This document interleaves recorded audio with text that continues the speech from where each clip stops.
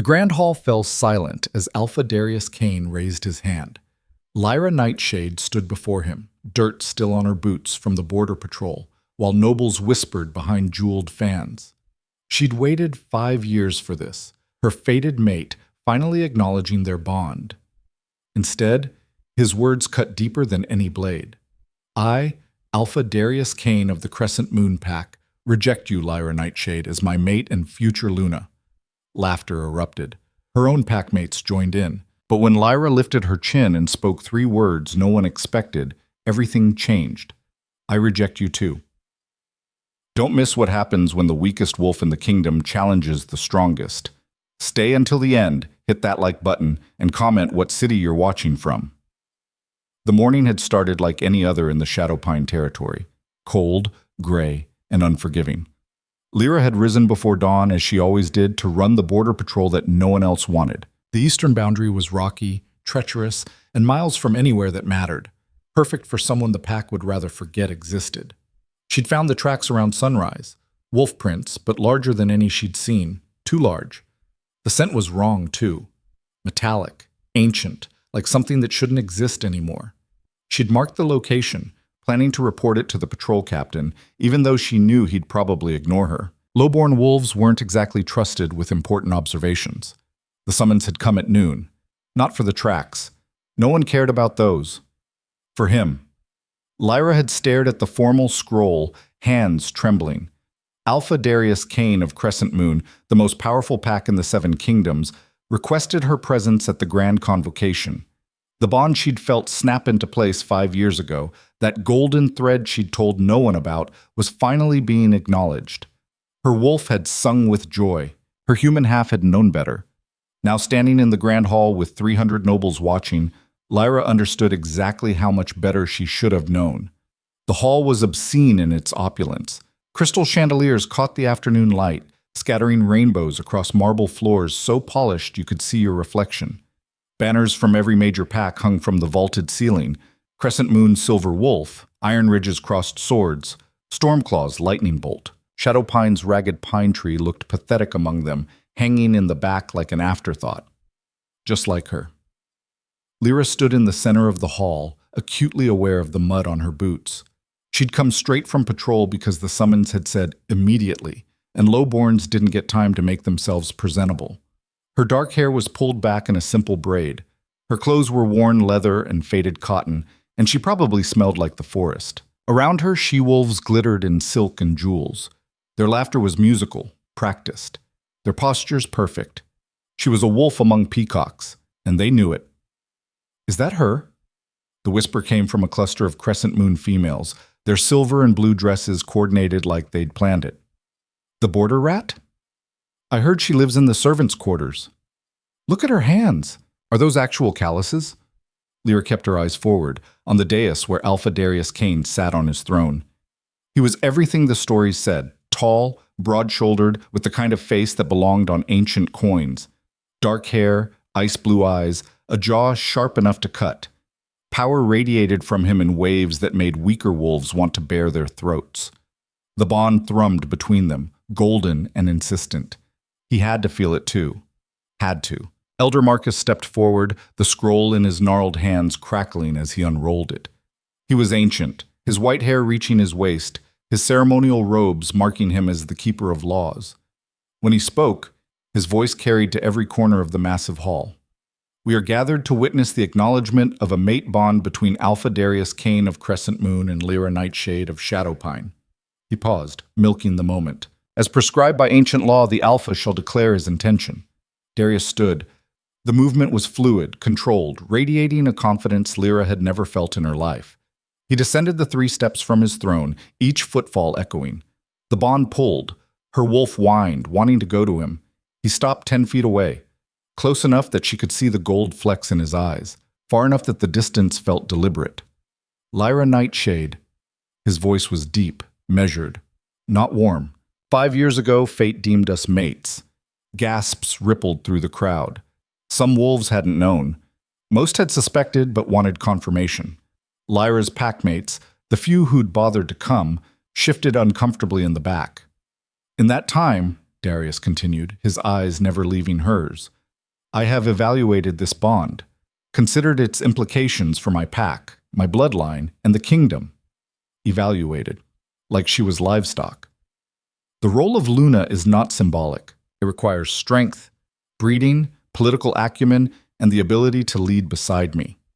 His jaw tightened almost imperceptibly. You possess none of these qualities. The hall went so quiet, Lyra could hear her own heartbeat. Thud, thud, thud. You are low-born, weak, and unremarkable. Your bloodline offers nothing. Your pack is barely worth acknowledging. To bind myself to you would weaken Crescent Moon and insult every wolf who has fought to maintain our position. Each word landed like a physical blow. Lyra's nails dug into her palms, drawing blood. Therefore, Darius raised his voice, addressing the entire hall now. I, Alpha Darius Kane of the Crescent Moon Pack, reject you, Lyra Nightshade, as my mate and future Luna. I sever this bond before the gods and the gathered packs. You are nothing to me. The world tilted. Rejection wasn't just words. The bond between mates was real, tangible, written into their very souls. To sever it was agony. Lyra felt it tear, that golden thread unraveling, and the pain dropped her to her knees. She gasped, hands pressed to her chest where it felt like her ribs were cracking. Her wolf howled in anguish, a sound that echoed in her mind but couldn't escape her throat. The nobles laughed, not polite titters behind fans, real laughter, cruel and delighted. Did she really think? Poor thing actually believed. Look at her, she's crying. Lyra's vision blurred. Blood dripped from her palms where her nails had broken skin. The pain in her chest was consuming, a white-hot brand that made breathing impossible. Through it all, Darius stood unmoved, watching, waiting for her to break completely. That's when she felt it. Beneath the pain, beneath the humiliation, something else stirred. Something that had been sleeping her entire life, waiting. The blood on her hands felt warm, almost hot, and for a split second she could have sworn it glowed. The laughter faded to background noise. Lyra pushed herself to her feet. It took everything she had. Her legs shook, her chest screamed, but she stood. The hall quieted again, this time in surprise. She wiped the blood from her palms onto her pants, leaving dark streaks. When she lifted her eyes to Darius, something in her gaze made his smirk falter. You're right, she said. Her voice was rough, torn from the rejection, but it carried. About some things. Elder Marcus frowned. The ceremony is complete. I'm lowborn, Lyra continued, ignoring him. My pack is weak. I have no political power, no prestigious bloodline that anyone knows about. She took a step forward. But you're wrong about one thing. Darius's eyes narrowed. And what would that be? You said I'm nothing to you. Lyra's lips pulled into something that wasn't quite a smile. That implies I wanted to be something. That I spent 5 years dreaming of being your Luna, of standing beside you, of joining your perfect, powerful pack. Another step. The nobles were silent now, watching. I didn't. Confusion flickered across Darius's face. The bond was fate's idea, not mine. I never asked for it, never wanted it. She stopped 5 feet from him, close enough to see his jaw clench. You think rejecting me is a punishment? You think you're taking something away? She laughed, and it sounded wrong, sharp and bitter and free. You're giving me a gift. Watch your tongue, girl. The growl came from Darius's beta, Marcus Stone, who'd moved to flank his alpha. You don't address Alpha Kane. I'm addressing my former mate. Lyra cut him off, eyes still locked on Darius. Or am I not allowed that since he just publicly severed our bond? Elder Marcus stepped forward, his weathered face uncertain. By law, she has the right to respond to a rejection. It is tradition. Tradition? A female voice, dripping with contempt. Luna Celeste of Iron Ridge, one of the most powerful she-wolves in the kingdom, sat in the front row. Her silver hair was coiled in an elaborate updo, her dress worth more than Lyra's pack made in a year. The tradition is for rejected mates to accept their station and leave quietly, not to argue.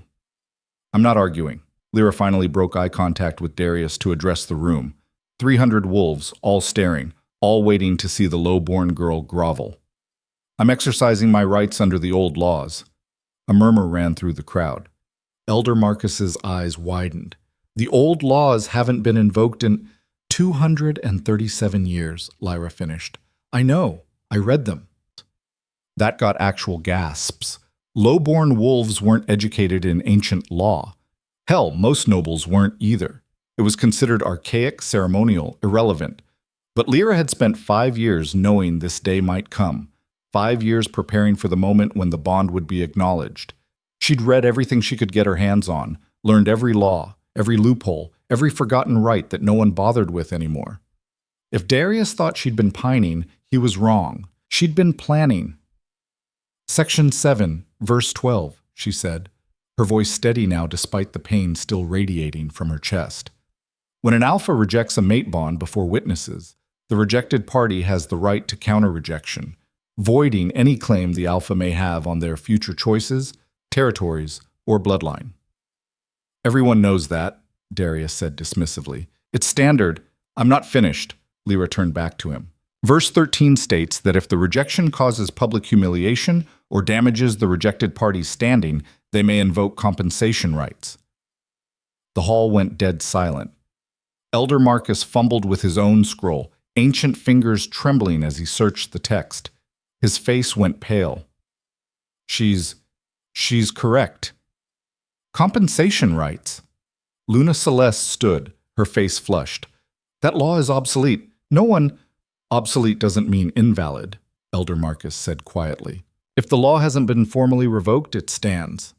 Darius's expression darkened. What exactly are you claiming, Lyra? You rejected me in front of the Seven Kingdoms leadership. You called me weak, unremarkable, worthless. You questioned my bloodline and my pack. Lyra's hands clenched at her sides. You did it publicly, deliberately, to humiliate me and establish your superiority. I stated facts. You stated opinions, she corrected. And under verse 13, I'm entitled to compensation for the damage to my reputation and standing. Beta Marcus laughed. What standing? You have none. I had none, Lyra agreed. But now I have something better. I have a legal claim against the most powerful alpha in the kingdom. The implications rippled through the crowd like shockwaves. If her claim was valid, if the old laws supported her, then Darius would have to provide compensation. Land, resources, status, whatever the arbitration council deemed appropriate. A low-born wolf could become a landowner, could gain territory, could build power, all from being rejected. Darius took a step toward her, and the temperature in the room seemed to drop. You're playing a dangerous game. I'm playing by the rules you agreed to when you chose to reject me publicly. Lyra held her ground even though her wolf was screaming at her to submit to the more powerful alpha. You could have done this privately, could have handled it with discretion. You chose spectacle. This is absurd, Luna Celeste sputtered. Elder Marcus, surely— The law is clear. The old wolf's voice was troubled. If she invokes compensation rights, the council must convene to evaluate her claim. Then let them convene, Darius said coldly. His eyes never left Lyra. Let them hear how a low-born nobody thinks she deserves compensation for being told the truth about her worthlessness. I'm not done. Every wolf in the hall turned to stare at her. Darius's eyes narrowed to slits. There's one more verse, Lyra continued, her heart hammering so hard she thought it might break through her ribs. Verse 14, the rejection reciprocal.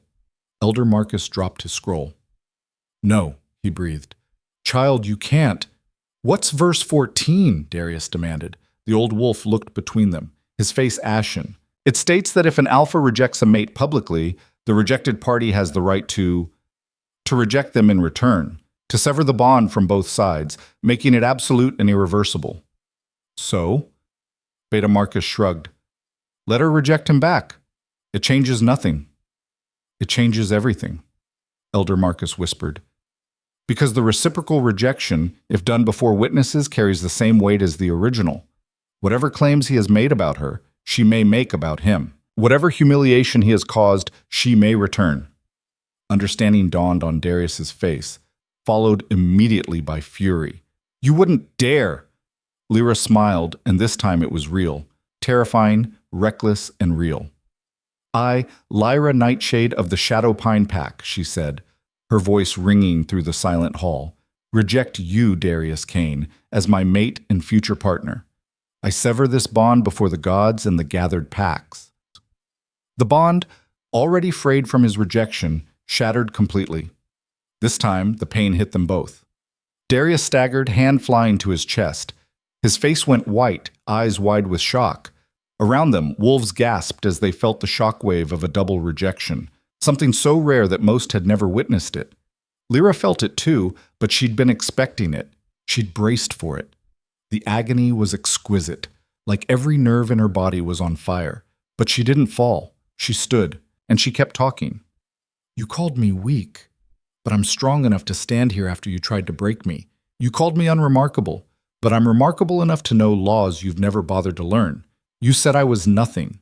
She stepped closer, close enough to see the sweat on his brow, the tremor in his clenched jaw. "But you're wrong. I'm the wolf who just played the most powerful alpha in the kingdom, using his own arrogance against him. I'm the wolf who will take your compensation and build something you can't tear down. And I'm the wolf who will make sure everyone remembers this day.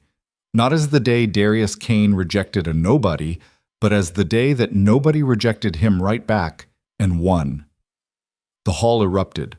Wolves were on their feet, shouting, arguing. Some laughed in disbelief. Others looked horrified.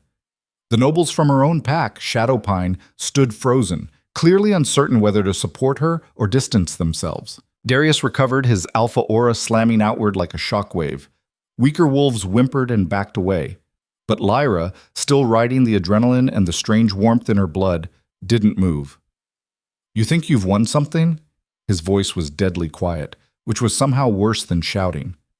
"You think invoking ancient laws makes you powerful?" "I think I just made you bleed in front of everyone who respects you," Lyra said. "And that's more than anyone else has done." His hand shot out, gripping her throat. Not hard enough to choke, but the threat was clear. His eyes had shifted, half wolf, glowing with barely contained rage. "I could kill you right now." "You could," Lyra rasped, "but you won't." "Why not?" "Because it would prove me right." They stared at each other, predator and prey, except the prey wasn't running.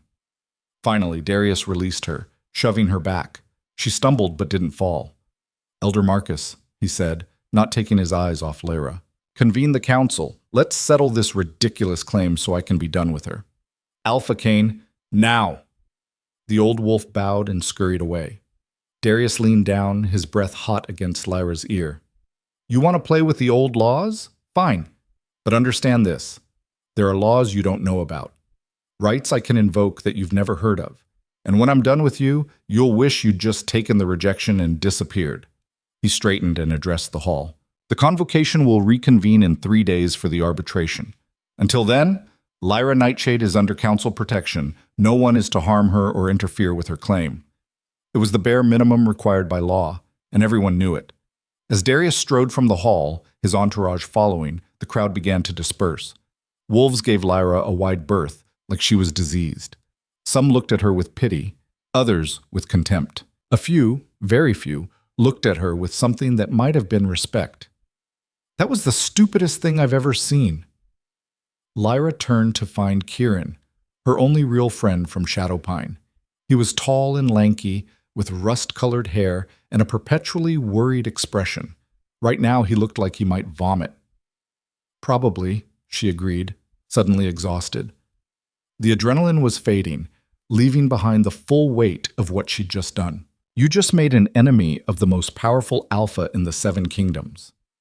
"I know. He's going to destroy you." "He's going to try." Kieran grabbed her arm, his eyes desperate. "Lyra, I'm serious. This isn't some border dispute you can outsmart. He has resources, allies, armies. What do you have?" She thought about the tracks she'd found that morning, the scent that didn't belong to any normal wolf, the strange warmth in her blood that had helped her stay standing when she should have collapsed. "I have 3 days," she said quietly, "and I have questions about my bloodline that need answers." "What are you talking about?" Before she could respond, another voice cut through the dispersing crowd. "Lyra Nightshade." Alpha Rowan of Shadowpine approached, and Lyra's stomach dropped. He was her pack's leader, a grizzled wolf in his 60s with more scars than sense. His expression was thunderous. Alpha Rowan. She bowed her head respectfully. Walk with me. It wasn't a request. They left the grand hall, Kieran trailing behind until Rowan's glare sent him scurrying. The Alpha led Lyra to a private courtyard, empty except for a fountain and some stone benches. When he turned to face her, his hand cracked across her face. Lyra's head snapped to the side, blood filling her mouth. You stupid, selfish girl, Rowan snarled. Do you have any idea what you've done? She wiped blood from her lip. I invoked my legal rights. You humiliated the most powerful pack in the kingdom. You made Shadowpine look like a joke. I made them remember we exist. Another slap, harder this time. Her vision blurred. You made them remember we're worthless, Rowan corrected. Every alliance I've spent 20 years building, every careful negotiation, gone. Because you couldn't just accept your place. Lyra's ears rang. She tasted copper, but she met his eyes. My place was being humiliated in front of everyone. How is standing up for myself worse?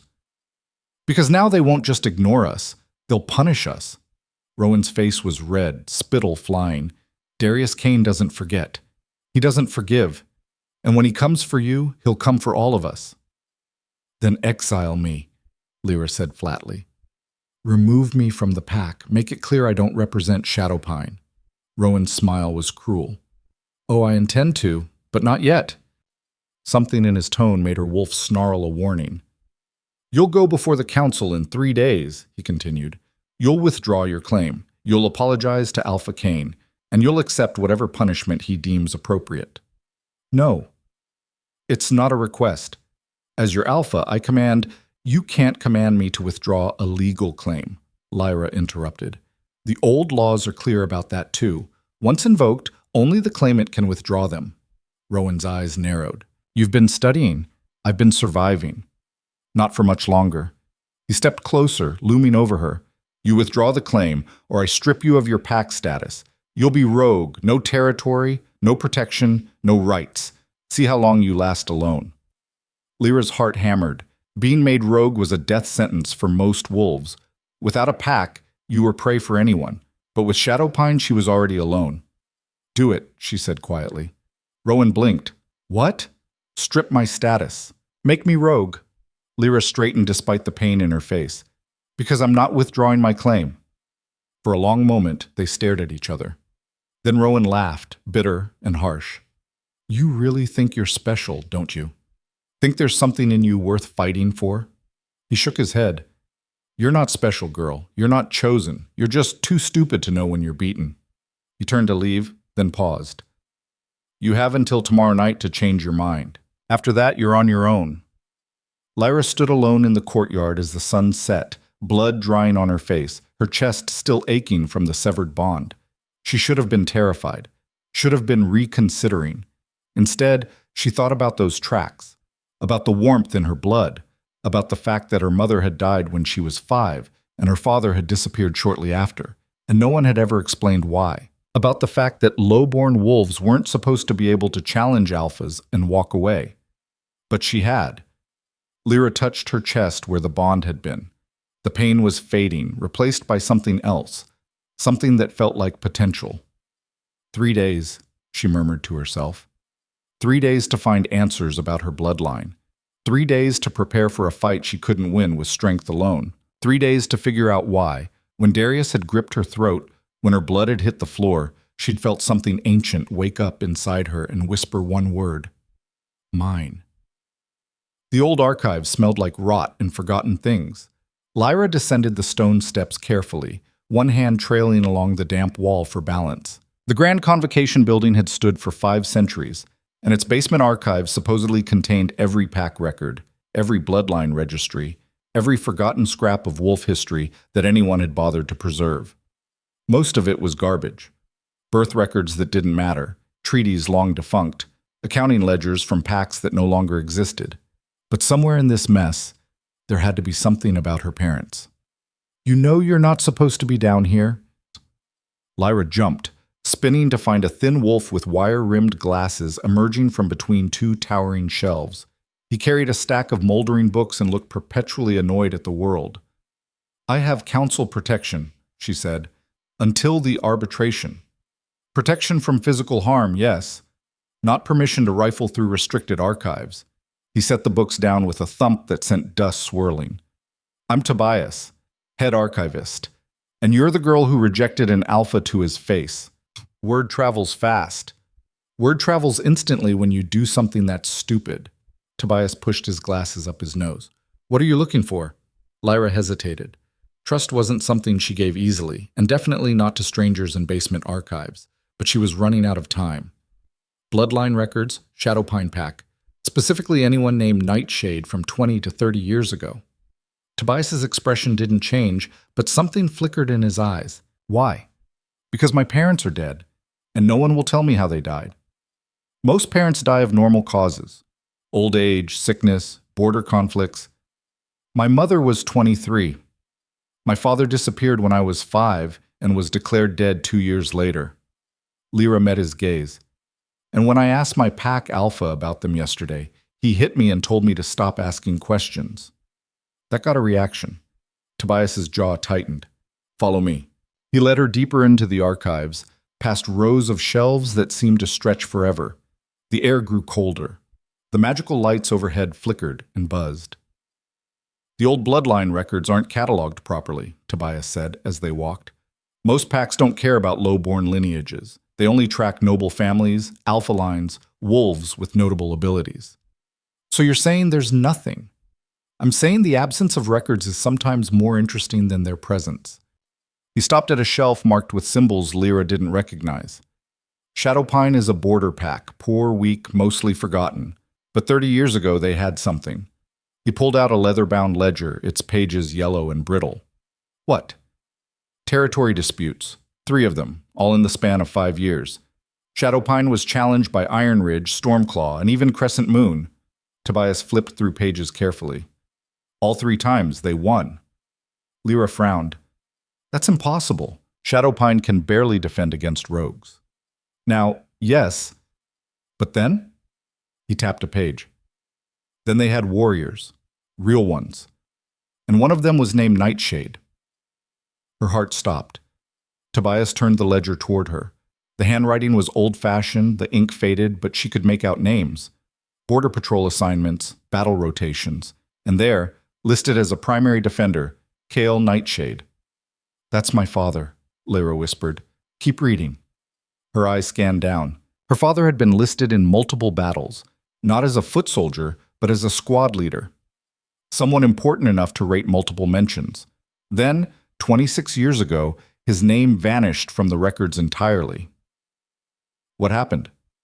That's the interesting part. Tobias pulled out another ledger, this one even older. 6 months before your father disappeared, there was an incident. A rogue attack on Shadowpine's eastern border, the same territory you patrol now. Lyra's blood went cold. 12 rogues, all killed. But the report was flagged. He showed her a red stamp on the corner of the page. See that? That mark means the Council of Elders investigated. They only do that when something doesn't add up. What didn't add up?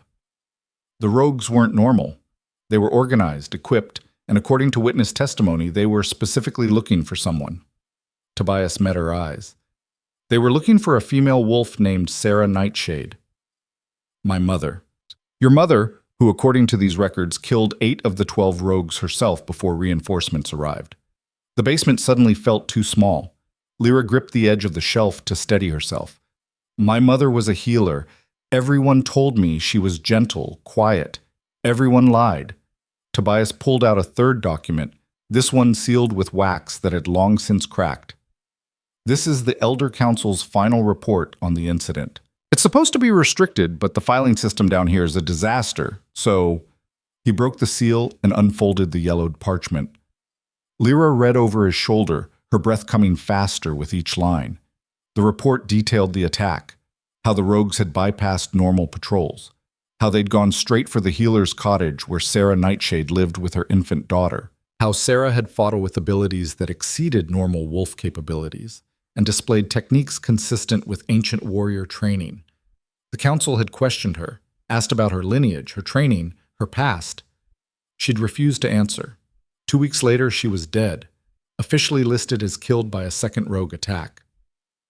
They murdered her, Lyra said quietly. You don't know that. Don't I? She pointed at the report. She embarrassed them by being stronger than she should be. She refused to explain herself, and then she conveniently died before they could force the issue? Tobias didn't argue. Lyra's hands were shaking. What about my father? After your mother's death, he became erratic, challenged the Pack Alpha, claimed there was a conspiracy.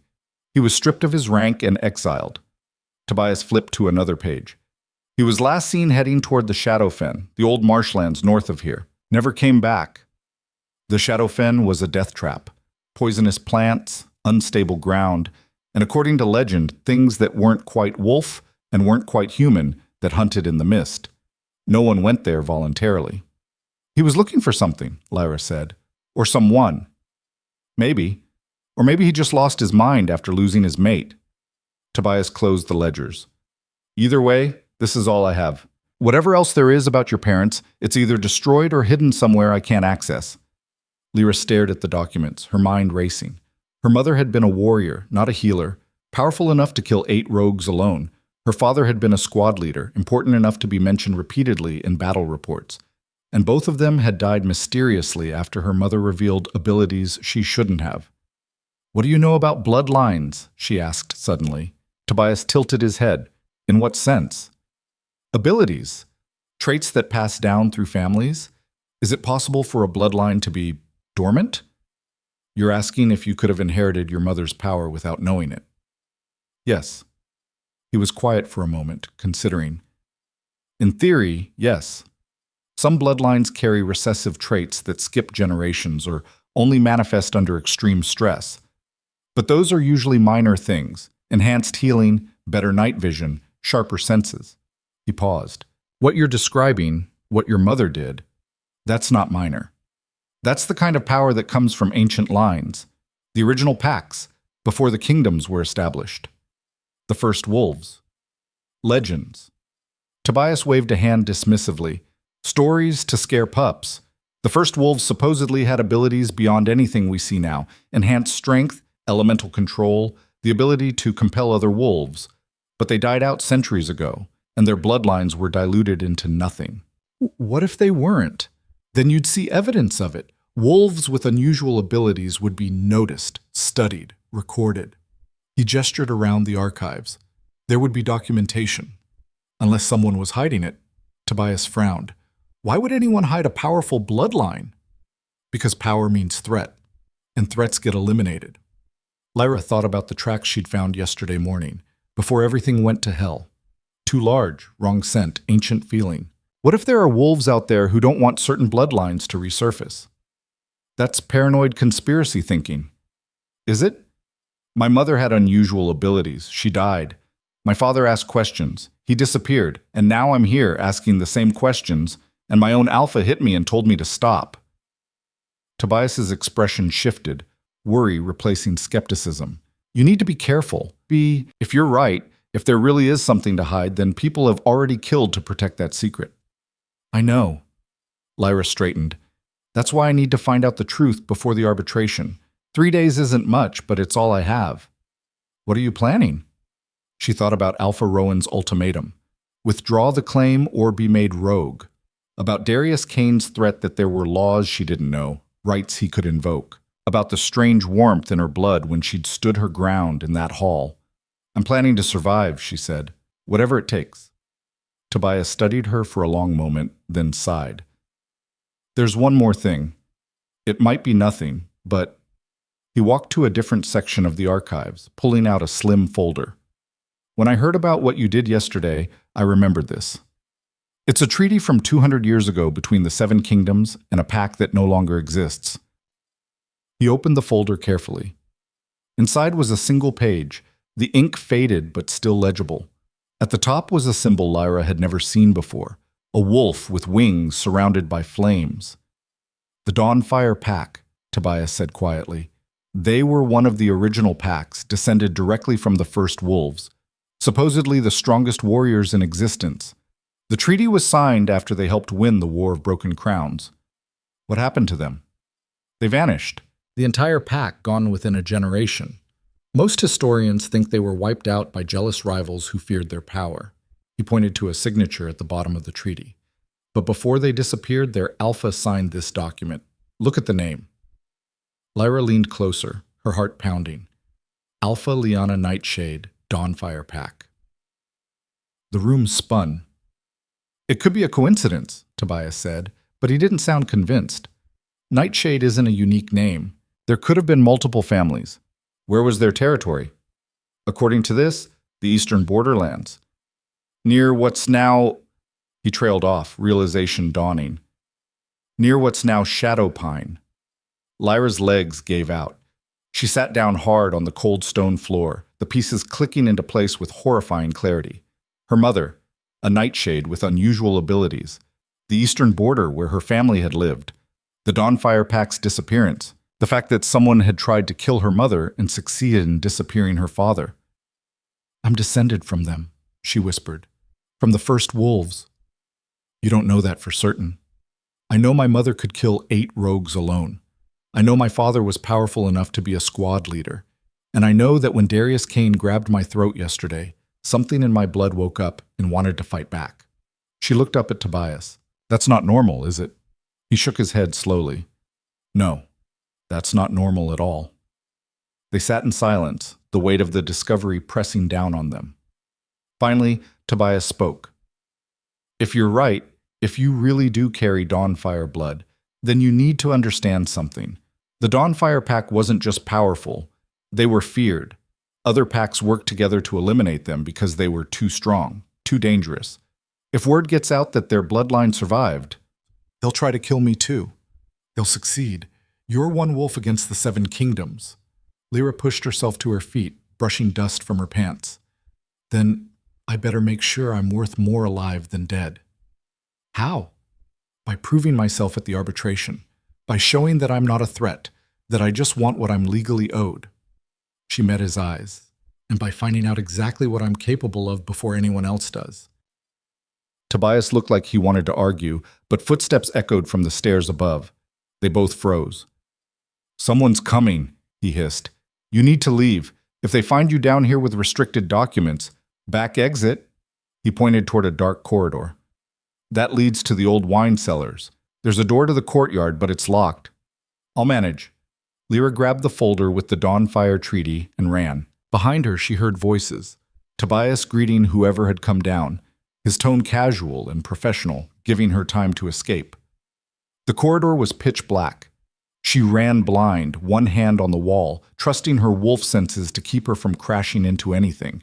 The air grew colder, damper, thick with the smell of mold and old wine.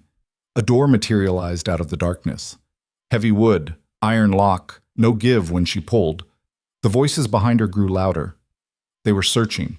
Lyra pressed her palm against the lock, frustration and fear mixing with that strange warmth in her blood. She needed this door open, needed it now. Heat flared under her skin. The metal of the lock glowed red, then orange, then white hot. With a crack that sounded like a gunshot, the lock shattered. The door swung open. Lyra stumbled into the courtyard, gasping. Behind her, shouts erupted. They'd heard the noise. She ran, not stopping until she'd cleared the convocation building entirely and disappeared into the crowded market streets beyond. Only when she was safely hidden in an alley did she look down at her hand. The skin was unmarked. No burns, no damage. But she'd just melted solid iron with her touch. First wolves, she breathed. It was real. The bloodline, the power, all of it was real. And she had no idea how to control it. Night fell as Lyra made her way back to Shadowpine's temporary quarters in the city. They'd been given a small building on the outskirts, barely more than a barracks, but better than camping. Most of her packmates had already returned to their territory, wanting nothing to do with the scandal she'd caused. Kieran was waiting for her on the front steps, looking haggard. "Where have you been?" he demanded. "Rowan's been looking for you. He's furious." "When isn't he?" Lyra pushed past him toward the door. "Lyra, I'm serious. He's made his decision. He's going to announce it tonight." She stopped. "Announce what?" "Your exile. He's stripping you of your pack status effective immediately. He wanted to wait until tomorrow, but some of the other alphas have been pressuring him. They don't want Shadowpine associated with you going into the arbitration. Her chest tightened. She'd known it was coming, had practically dared Rowan to do it, but hearing the reality was different. How many are staying for the announcement? Most of the pack. Rowan wants witnesses, wants to make it official and humiliating. Of course he does. Kieran grabbed her arm. You could still withdraw your claim. Apologize to Kane. If you do it before Rowan makes the announcement, he might reconsider. I'm not withdrawing anything. Lyra pulled free. And I'm not apologizing for standing up for myself. Then you're going to be rogue. Do you understand what that means? No territory, no protection. Any wolf can challenge you, attack you, kill you, and there won't be consequences. I know. You'll die, Lyra. Within a week, maybe 2 if you're lucky, you'll be dead. She thought about the melted lock, the heat in her blood. The Dawnfire Pack symbol burned into her memory. Maybe not, she said quietly. Before Kieran could respond, the door burst open. 2 of Rowan's enforcers stood there, both larger wolves with mean expressions. Alpha wants to see you, one growled. Now! They escorted her inside, one on each side like she might run. The main hall had been set up for the announcement. Pack members lined the walls, their expressions ranging from pity to contempt to satisfaction. At the far end, Alpha Rowan sat in a chair that was trying very hard to be a throne and failing. Lyra Nightshade, he announced as she approached, you stand before your pack accused of bringing shame and danger to Shadowpine. How do you answer? It was theater. The answer didn't matter. I stand by my actions, Lyra said clearly. Murmurs rippled through the crowd. Someone spat at her feet. You invoked ancient laws against Alpha Darius Kane, the most powerful wolf in the 7 kingdoms. You embarrassed him publicly, damaged his reputation, and made an enemy of Crescent Moon Pack. Rowan stood, his voice growing louder. In doing so, you have endangered every wolf in Shadowpine. You have made us targets. You have doomed any hope of alliance or advancement. I exercised my legal rights. You exercised your selfishness, Rowan roared. You think because you were fated to an alpha, you're special? You're not special. You're a low-born wolf with delusions of importance. The words stung less than they should have. Maybe because she'd heard variations on them her whole life. Maybe because she'd learned today that she was descended from the most powerful pack in history. Or maybe because she was just too tired to care. If you're going to exile me, just do it, she said flatly. Rowan's smile was cruel. Oh, I will. But first, you're going to hear exactly what your pride has cost us. He gestured, and 2 more wolves were brought forward. Lyra's blood went cold. Kieran, and his younger sister Maya, who was barely 15. What are you doing? Lyra demanded. Your actions have consequences, Rowan said. Kieran befriended you, defended you, spoke out against your exile. He turned to the young wolf. Did you think there wouldn't be punishment for that? Kieran's face was pale but defiant. She's my friend. I don't abandon friends. Then you can join her in exile. Gasps echoed through the hall. Kieran's parents pushed forward from the crowd, his mother already crying. No, Lyra said.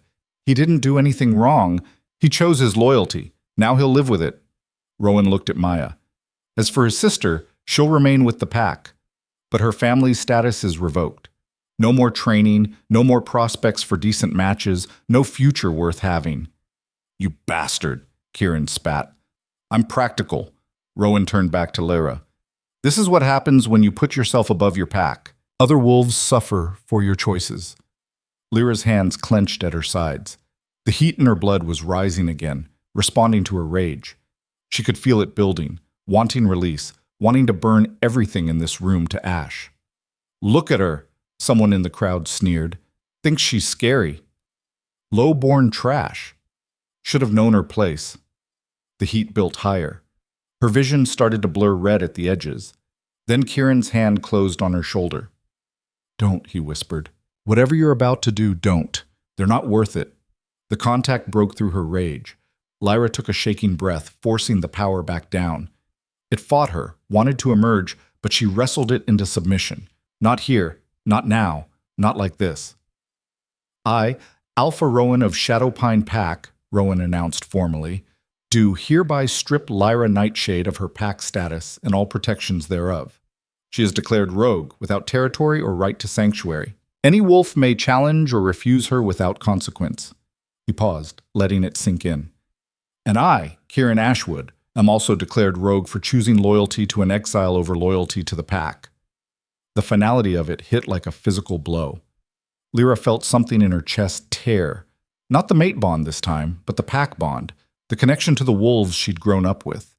It hurt worse than she'd expected. Beside her, Kieran gasped as his own bond severed. His sister sobbed openly. "You have until dawn to leave Shadowpine territory," Rowan said. "After that, you're trespassers, and we'll treat you as such." The enforcers grabbed them both, hauling them toward the door. Pack members moved aside, careful not to touch them now that they were rogue, contaminated.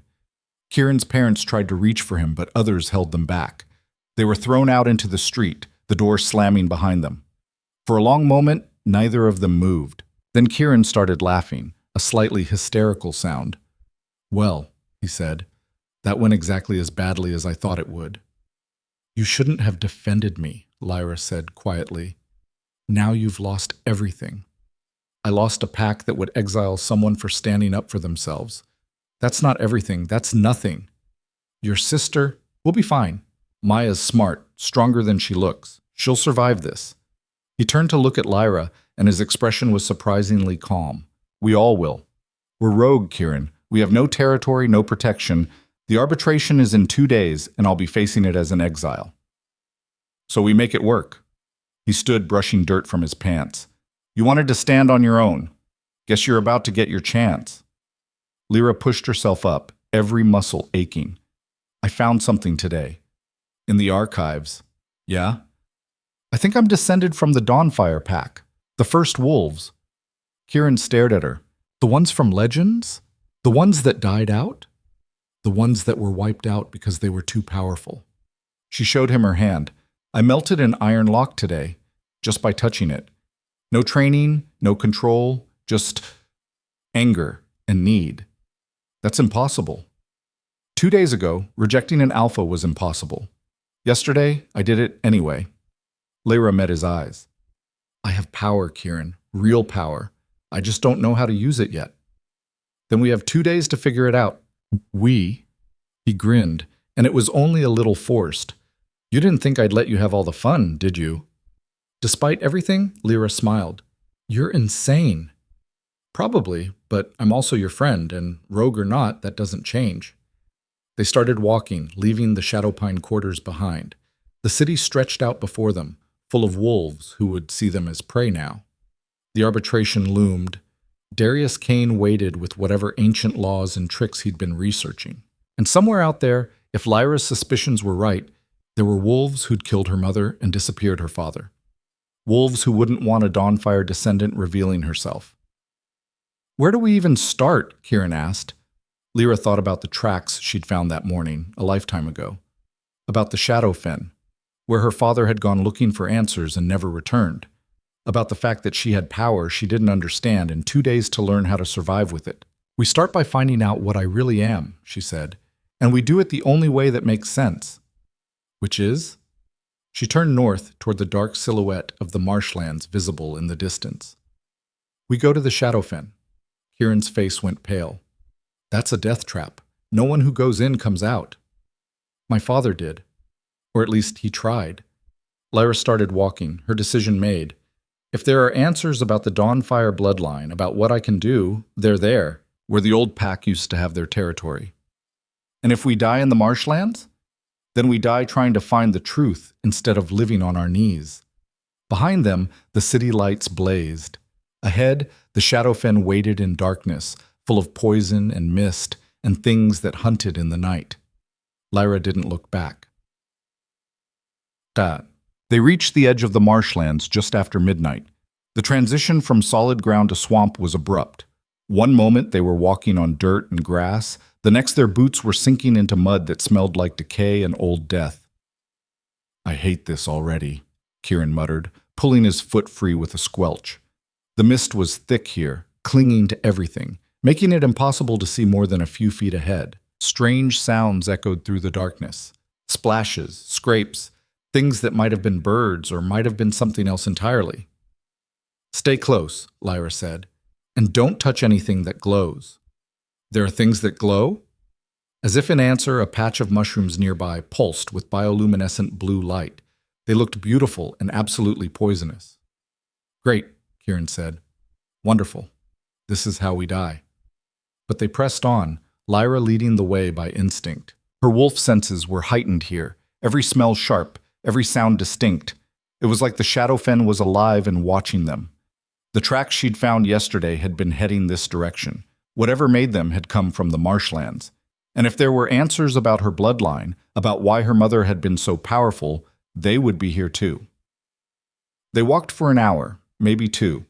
Time felt strange in the mist. Twice they heard something large moving through the water nearby, but it never showed itself. Once they passed what looked like bones half buried in the mud, too big to be wolf, too shaped to be animal. We should turn back, Kieran said for the third time. This is insane. Then go back. I won't stop you. You know I'm not leaving you. Then stop complaining. They walked in tense silence until Lyra held up a hand. Wait. Ahead, through the mist, there was light. Not the blue glow of mushrooms, but orange and warm. Fire. Someone was here. They crept closer, moving as silently as possible. The light came from a small clearing where the ground was somehow solid, the mud giving way to ancient stones arranged in a circle. In the center, a fire burned without wood to feed it, floating in the air like a living thing. And sitting beside the fire was a wolf. She was old, ancient even, her fur gray and white, her eyes milky with cataracts. But when those eyes turned toward them, Lyra felt the weight of power that made her own abilities feel like a candle next to the sun. Took you long enough, the old wolf said, her voice like gravel.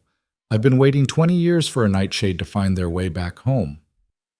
Lyra and Kieran froze. The old wolf laughed, a dry rasping sound. Don't just stand there. Sit. We have much to discuss and very little time. Who are you? Lyra managed. My name is Mara. I was the last guardian of the Dawnfire Pack. The old wolf's eyes fixed on Lyra. And you, child, are the last living heir to the bloodline that was supposed to die out. Lyra's legs gave out. She sat down hard on the stones. How did you know we were coming? Because you're exactly like your mother, stubborn, fierce, and too stupid to know when you're outmatched. Mara's expression softened slightly. Sarah was my student, you know, before she ran away and tried to pretend she was normal, before they killed her for it. You knew my mother? I trained her, taught her to use the gifts in her blood. She was going to be the one to restore the Dawnfire name, to bring our pack back from extinction. Mara's voice grew bitter. Instead, she fell in love with a kind-hearted fool, gave up her training, and tried to live a peaceful life. My father wasn't a fool, Lyra said sharply. No, just naive. He thought love would be enough to protect them. He was wrong. Kieran cleared his throat. Sorry, but what exactly is going on? Dawnfire Pack, bloodlines, gifts. The first wolves weren't a legend, Mara interrupted.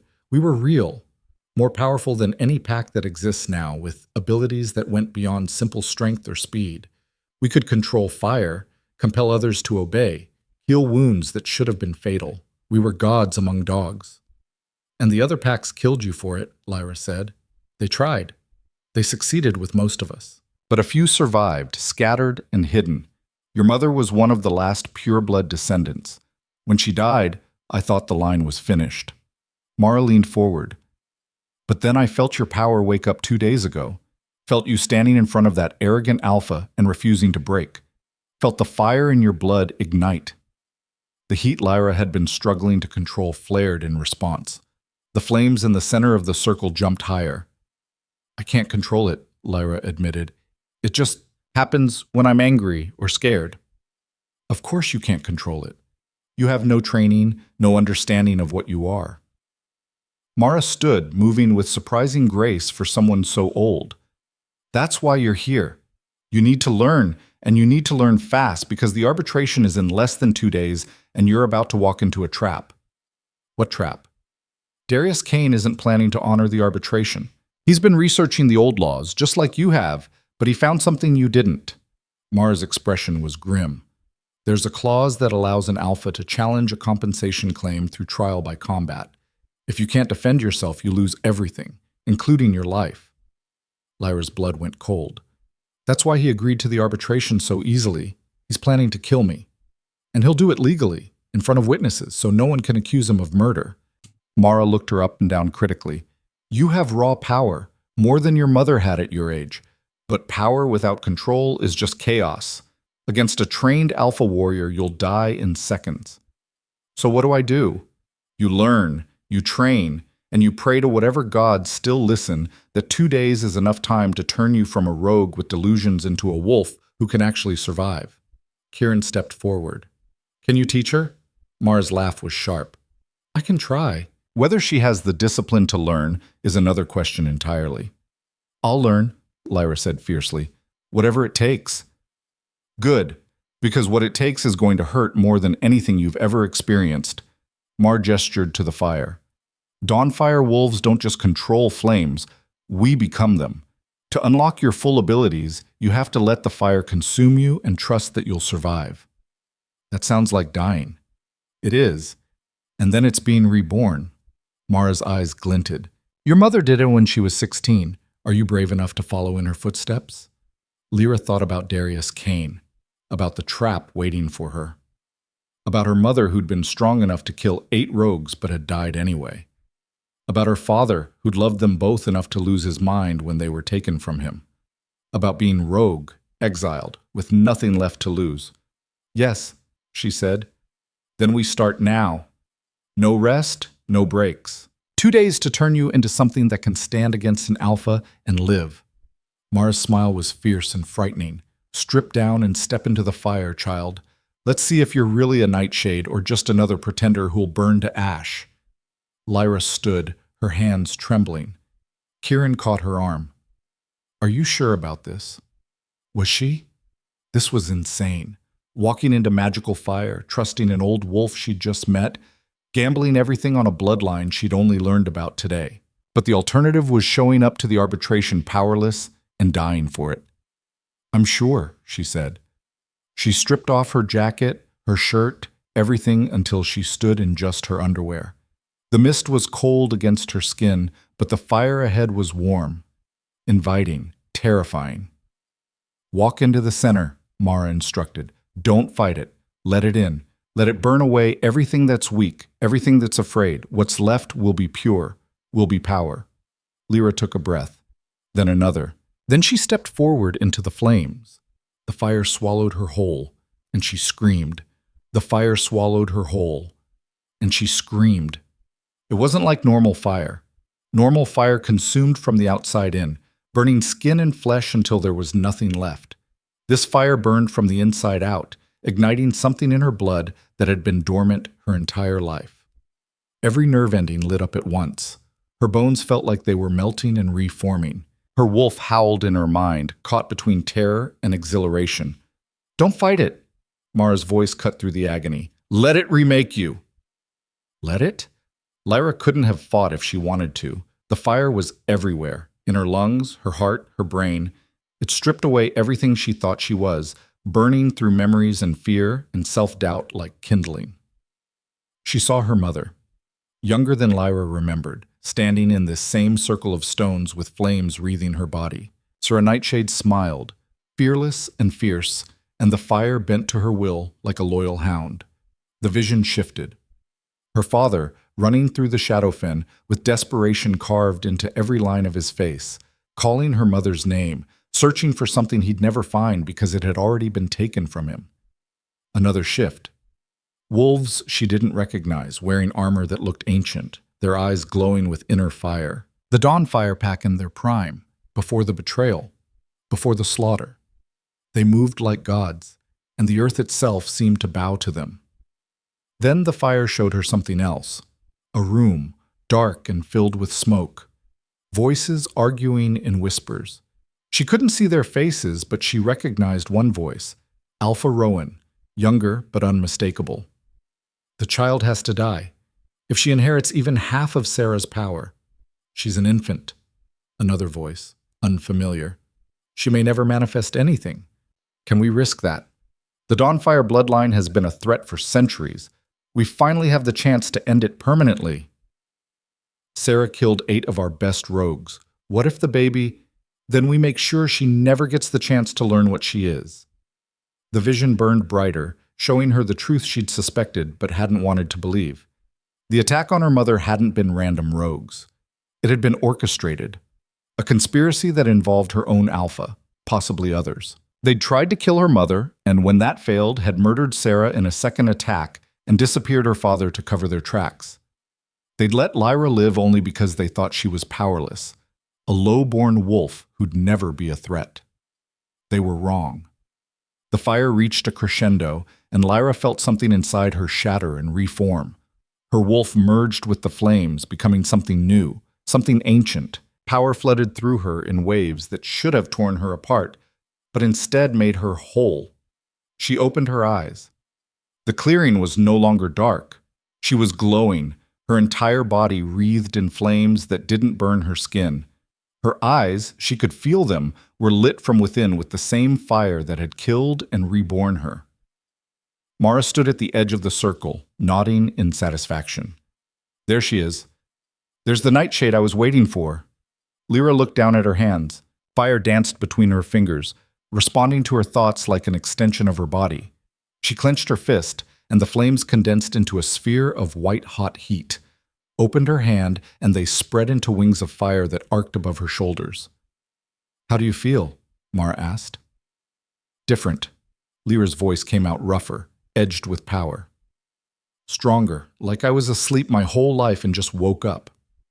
That's the awakening, your Dawnfire blood accepting what you are." Mara gestured, and the floating fire in the center of the circle died down. But power without control is still useless. You need to learn discipline before you face Cain. The flames around Lyra flickered and died as her concentration broke. She stumbled, suddenly exhausted, and Kieran rushed forward to catch her before she hit the ground. "Easy," he said. "You've been in that fire for 3 hours." 3 hours? It had felt like minutes or days. Time had lost meaning in the flames. "Your body needs to adjust." Mara approached, studying Lyra with those milky eyes that somehow saw everything. "The awakening takes a toll. You'll be weak for a few hours while your system adapts to the change." Lyra's legs gave out completely. Kieran lowered her to the ground, and she realized she was shaking. Her skin felt too tight, like she'd grown and her body hadn't caught up yet. "Rest," Mara commanded. "We'll continue training at dawn." "Dawn is in 4 hours," Kieran pointed out. "Then she has 4 hours to rest. We don't have the luxury of time." Lyra wanted to argue, but exhaustion pulled her under like a riptide. She was asleep before her head hit Kieran's folded jacket. She woke to smoke and screaming. Lyra jerked upright, flames already sparking at her fingertips before she was fully conscious. The clearing was under attack. 3 wolves in dark armor circled the stones, and Mara was fighting them off with fire that made Lyra's awakening look like a parlor trick. "Stay down!" Mara shouted, sending a wall of flames toward one attacker. He dodged, moving with trained precision. These weren't rogues, they were assassins. Kieran had shifted to his wolf form, smaller and rust-colored, trying to flank one of the armored wolves. He was outmatched. The assassin batted him aside like he weighed nothing. Lyra's wolf surged forward, demanding she shift and fight. But when she reached for the transformation, something else happened. Her body didn't change to wolf form. Instead, the fire inside her erupted outward, and she found herself standing in a form she'd never experienced before, half human, half wolf, and wreathed entirely in flames. Her hands had become claws tipped with fire. Her face had elongated slightly, wolf features blending with human. She was taller, stronger, and the power coursing through her felt limitless. "Impossible," one of the assassins breathed. "The war form." Mara laughed, wild and fierce. "Told you this one was special." Lyra didn't think. She moved on instinct, launching herself at the nearest assassin. He raised his sword, actual steel, enchanted to withstand fire, but she was faster. Her claws raked across his armor, and where she touched, the metal glowed red and began to melt. He screamed and rolled away, trying to remove the burning armor before it cooked him alive. The second assassin tried to blindside her. Lyra spun, faster than she'd ever moved before, and caught his blade between her claws. The steel shattered like glass. "What are you?" he demanded. angry! Lyra snarled and punched him in the chest. Fire exploded from her fist. The assassin flew backward, hit a tree, and didn't get up. The third one was smarter. He abandoned his attack on Mara and ran, crashing through the undergrowth with Kieran snapping at his heels. Lyra started to follow, but Mara's voice stopped her. Let him go. We need answers from the other two. The war form faded, leaving Lyra standing on shaking legs in her human shape. The exhaustion from earlier had multiplied tenfold. She fell to her knees, gasping, What was that? The war form. The ultimate expression of Dawnfire power. Mara was binding the two surviving assassins with ropes of living flame that burned if they struggled. Most wolves can only shift between human and wolf. First wolves could access a third form, one that combined the best of both with the element we commanded. Why didn't you tell me I could do that? Because it usually takes years of training to achieve. You shouldn't have been able to access it for months at minimum. Mara's expression was troubled. Your power is growing faster than your mother's did, faster than mine. That's either a very good sign or a very bad one. Kieran padded back into the clearing, shifting to human form. He was bleeding from a cut on his shoulder, but otherwise intact. Lost him in the mist. He knew the terrain too well. Doesn't matter. We have these two. Mara approached the bound assassins. Both had removed their helmets, revealing hard faces marked with ritual scars. Let's see who sent you. She kicked the nearest one in the ribs. He spat blood but didn't speak. The hard way, then. Mara's flames around him intensified slightly, not enough to burn but enough to hurt. You attacked a Dawnfire Guardian in her own sanctuary. That's suicide. So either you're incredibly stupid or someone paid you enough to die for them. Which is it? The assassin's jaw clenched. Sweat poured down his face from the heat, but he stayed silent. Mara sighed. Lyra, come here. Still shaking from the war form, Lyra obeyed. Mara grabbed her hand and pressed it against the assassin's forehead. Feel for the fire in his blood. Every living thing has it, a spark of life. You can read it if you know how. Lyra concentrated, reaching with senses she'd only just discovered. At first there was nothing. Then she felt it, a tiny flame inside the assassin's mind, flickering with memories and thoughts. She saw the person who'd hired them. Not clearly. The memory was deliberately fuzzy, protected somehow. But she caught fragments. A meeting in a dark room. Gold coins exchanged. Orders to kill the old guardian and any Nightshade survivors found with her. And a voice, cultured and cold. Make it look like a rogue attack. No one can know the council is involved. The council. Lyra jerked her hand back, horror and rage warring in her chest. The Elder Council sent them. They know I'm here. They know what I am. Of course they know. Mara's laugh was bitter. Why do you think the Dawnfire Pack was exterminated? The council couldn't control us, so they convinced the other alphas we were a threat and orchestrated our destruction. They've been hunting down survivors for 200 years. Elder Marcus knew, Lyra said slowly, the pieces clicking together. When I invoked the old laws, he looked scared. Not surprised, scared, because he knew exactly what bloodline I came from. He probably reported it immediately, and the council decided you were too dangerous to let live. Mara released her flames, and the two assassins collapsed, unconscious. They'll send more. Better ones. Probably already have teams watching the arbitration site. So what do I do? Run? Hide? You do what your mother should have done. You fight. Mara's eyes burned with intensity. The arbitration is tomorrow. Darius Kane will invoke trial by combat, and you'll face him in front of the 7 kingdoms. When you win, when I win, Lyra laughed incredulously. I can barely stand. I just learned I have powers. Kane has been training his whole life, and you're a first wolf in her war form. Do you understand what that means? Mara grabbed Lyra's shoulders. Your mother could take on 20 wolves at once and win. Your grandmother once burned an entire army that tried to invade our territory. The power in your blood has ended wars. One alpha, no matter how strong, is nothing. If I'm so powerful, why did my mother die? The question hung in the air. Mara's grip loosened. Because she held back. She loved your father, loved you, and she didn't want to become the monster everyone said she was. So when they came for her the second time, she fought like a normal wolf instead of a dawnfire. Mara's voice cracked. I told her to stop pretending, to embrace what she was. She said she'd rather die as a good person than live as a weapon. And she got her wish. Yes. And her daughter ended up alone, hunted, and powerless because of it. Mara's hands tightened again. Don't make her mistake, Lyra. Don't be noble when the world is trying to kill you. Be ruthless. Be terrifying. Be everything they fear and make them regret ever thinking you were weak. Lyra pulled away. I'm not a weapon. No. You're a wolf who's about to die unless you become one. Mara pointed north, where the sky was starting to lighten.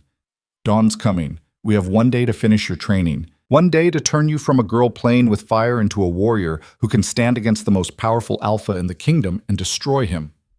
I don't want to destroy him. I just want… What? Justice? Respect? Your legal compensation? Mara laughed harshly. They're going to kill you, child.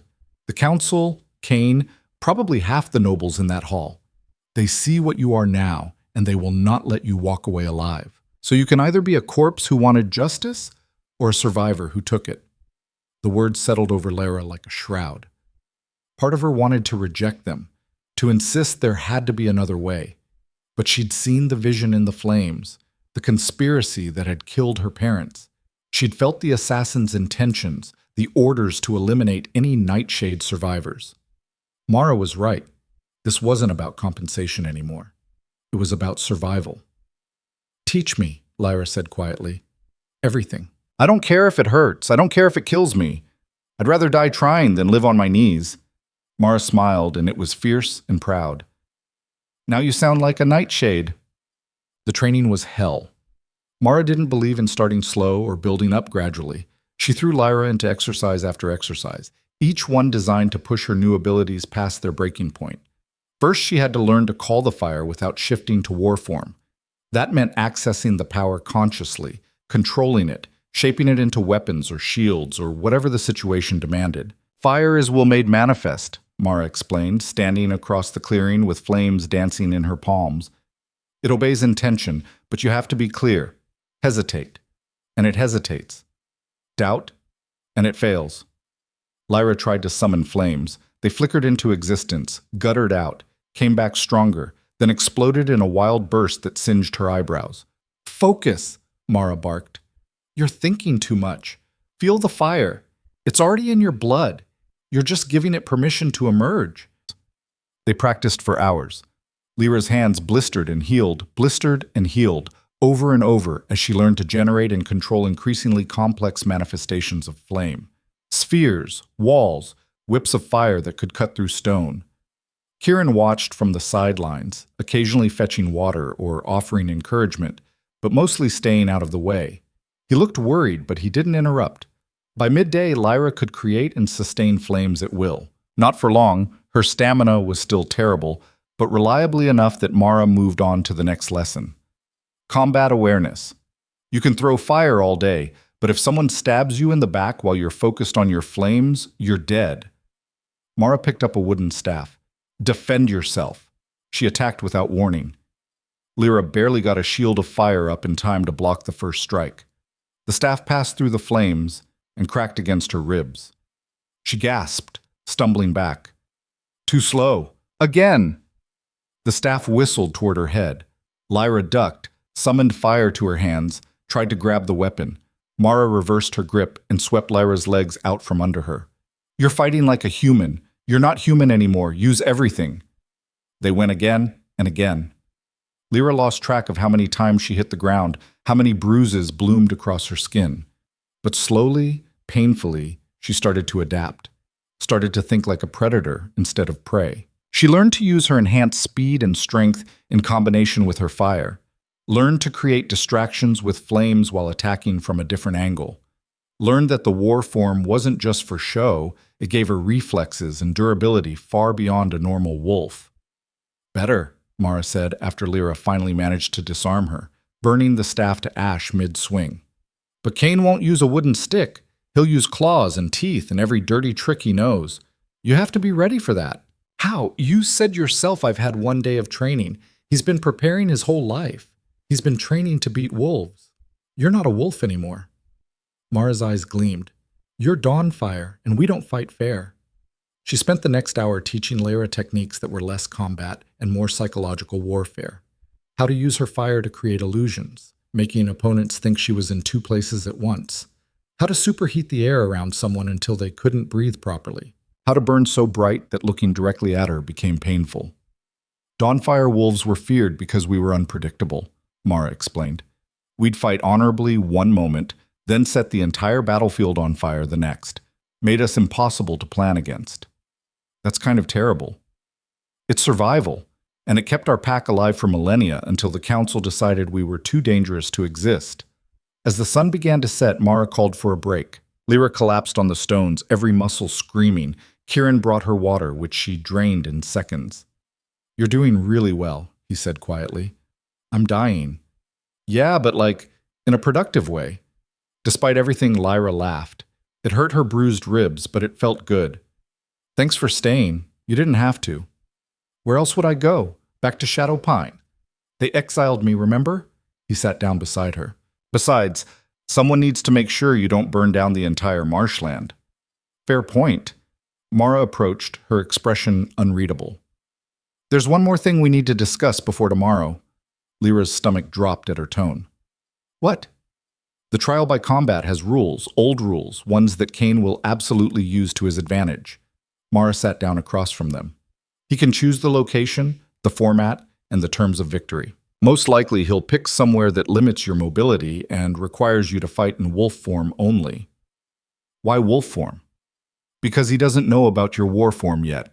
He's planning to fight you as a normal wolf, where his size and experience give him the advantage. Mara's eyes narrowed. But if you reveal the war form, the entire hall will know what you are. The council will stop hiding their attempts to kill you. Every alpha who fears powerful bloodlines will unite against you. So I'm damned if I do and dead if I don't. Possibly, unless you're smart about it. Mara leaned forward. You don't reveal the war form until you have to. Fight as a wolf as long as you can. Make him think he's winning. Then, when he goes for the killing blow, transform and end it fast. And after, when everyone sees? After, you make them an offer they can't refuse. You prove you're not a threat by showing mercy. Mara's expression was grim. Kane will expect you to kill him. That's what a Dawnfire wolf would do, eliminate the enemy completely. But if you spare him, submit him without killing, you demonstrate control. Prove you're not a monster. Lyra thought about Darius, about the humiliation he'd inflicted on her. The part of her that was still hurt and angry wanted him dead, wanted to burn him to nothing in front of everyone who'd laughed at her. But the part that remembered her mother's choice, to die as a good person rather than live as a weapon, hesitated. What if mercy gets me killed? It might. But if you kill an alpha in trial by combat, you're not just defending yourself. You're declaring war on his entire pack. Crescent Moon has allies, armies.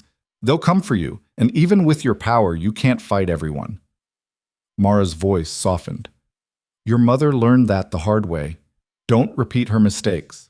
Be strong enough to win, but wise enough to know when not to. Kieran cleared his throat. For what it's worth, I think she's right. You want to change the system, not just survive it. Killing Kane makes you a threat. Beating him and showing mercy makes you, I don't know, something else. A leader, Mara said quietly, which is what the Dawnfire Pack needs if it's ever going to exist again. Lyra stared at the old wolf. I'm one person. I can't rebuild an entire pack. Not alone, no. But if you survive tomorrow, if you win and show the Seven Kingdoms that Dawnfire blood still runs true, others will come. Wolves who've been hiding their abilities, living in fear. They'll find you, just like you found me. Mara's smile was sad. Your mother could have led them, could have restored everything we lost. She chose a different path. You don't have to. The weight of it was crushing. Lyra wasn't ready to be a leader. She was barely ready to be alive. But ready or not, tomorrow was coming. Get some rest, Mara said, standing. The arbitration begins at noon. We'll leave at dawn to get you there safely. What about the assassins? Won't they try again? Probably, but they know what you are now. They'll wait until after the trial to make their move. hoping Cain does their work for them. Mara's expression darkened. And if he doesn't, they'll attack when you're weak from the fight. Wonderful. Love that for me. Kieran snorted. At least you still have your sense of humor. It's either that or screaming. They settled in for the night, the magical fire providing warmth and light. Lyra tried to sleep but couldn't. Her mind kept replaying Mara's training, the vision of her parents, the reality of what tomorrow would bring. She was about to fight the most powerful alpha in the kingdom, about to reveal abilities that would make her a target for the rest of her life, about to gamble everything on the hope that mercy would be seen as strength instead of weakness. And if she lost, she wouldn't just die. The Dawnfire bloodline would die with her, and all the wolves like her, hiding, afraid, alone, would remain that way forever. No pressure. They reached the convocation building just before noon. The journey back through the Shadowfen had been tense, every shadow potentially holding another assassin. But they'd made it without incident. The Grand Hall was packed. Every alpha, every noble, every wolf of importance had come to witness the arbitration. The crowd was 3 times larger than it had been during the rejection, and the energy in the room crackled with anticipation. Lyra walked in through the main entrance, flanked by Kieran and Mara. Conversations died as wolves noticed them. Whispers spread like wildfire. Is that her? She brought a rogue with her. Who's the old wolf? She looks different. Her eyes... Lyra kept her head high, ignoring the stares. She'd changed in the last 2 days in ways that went beyond power. She carried herself differently now, moved with a predator's confidence. Her eyes, Mara had told her, now held a faint glow even in human form, a side effect of the awakening. Darius Cain stood at the center of the hall, looking exactly as arrogant and untouchable as before. When he saw Lyra, something flickered in his expression. Surprise, maybe. Or concern. Good. Elder Marcus stepped forward, his ancient face troubled. Lyra Nightshade, you stand before the council to get what I'm owed, Lyra interrupted. I invoked compensation rights under the old laws. Are you honoring that or not? Murmurs rippled through the crowd. Marcus's jaw tightened. Alpha Cain has invoked his right to challenge your claim through trial by combat, as allowed under Section 7, verse 21 of the old laws. There it was. Lyra had expected it, but hearing it confirmed still sent ice through her veins. What are the terms? She asked. Darius stepped forward, his voice carrying easily. Combat in wolf form only. No weapons, no outside assistance. The fight continues until one party yields or dies. Location? The circle of stones outside the city. Neutral ground. His lips curved into something that wasn't quite a smile. Unless you're afraid to face me fairly. Lyra met his eyes, letting him see the fire she'd been hiding. I'm not afraid of you. Something in her tone made his smile falter. Then we fight at sunset, he declared. Let the gathered packs witness which of us is worthy. Elder Marcus cleared his throat. It is decided. The trial by combat will commence at sunset. Until then, both parties are under council protection. No interference, no contact. Lyra turned to leave, but Marcus's voice stopped her. One more thing, Miss Nightshade. The council requests a private word. She looked at Mara, who nodded slightly. Be careful. Fine. They led her to a small chamber off the main hall. The 7 members of the Elder Council waited inside, their faces grave. Marcus closed the door, and suddenly the room felt very small and very dangerous. We know what you are, the head councilwoman said without preamble. Her name was Helena, and she looked like someone's grandmother right up until you saw her eyes. Dawnfire blood, first wolf lineage. Lyra said nothing. That bloodline was ended for a reason, Helena continued. Your kind is too powerful, too unpredictable. Every time a Dawnfire wolf rises to prominence, war follows. My mother was a healer. Your mother killed 8 trained warriors in minutes. She could have killed more if she'd wanted to. Helena leaned forward. We offered her a choice back then. Renounce her power, seal her abilities, live a quiet life. She refused. The consequences were unfortunate but necessary. You mean you murdered her? We protected the kingdom from a weapon that wouldn't submit to control. Helena's voice was cold. Now you've awakened those same abilities. So we're offering you the same choice. Renounce your power. Let us seal it permanently. Live as a normal wolf, and we'll ensure you receive fair compensation from your claim against Alpha Cain." Lyra stared at her. "You want me to cripple myself?" "We want you to be reasonable. You're one wolf, Miss Nightshade. We are the council that governs the 7 kingdoms. If you refuse, we will be forced to declare you a rogue threat. Every pack will hunt you. You'll never know peace. And if I agree? You'll have land, status, a chance at a normal life. Isn't that what you wanted? What you've been fighting for?" It was tempting, so tempting, to give up the power that terrified her, to stop being hunted, to just exist. Then she thought about her mother, about the choice Sarah had made to die free rather than live controlled, about every wolf who'd hidden their abilities, lived in fear, bent to a system that crushed anyone who stood out. "No," Lyra said. Helena's expression hardened. "You're making a mistake." "Maybe, but it's my mistake to make." Lyra stood. "Is that all? I have a fight to prepare for." "You're walking into a trap," another councilman said. "Cain isn't fighting alone. He's been given assistance." "What kind of assistance?"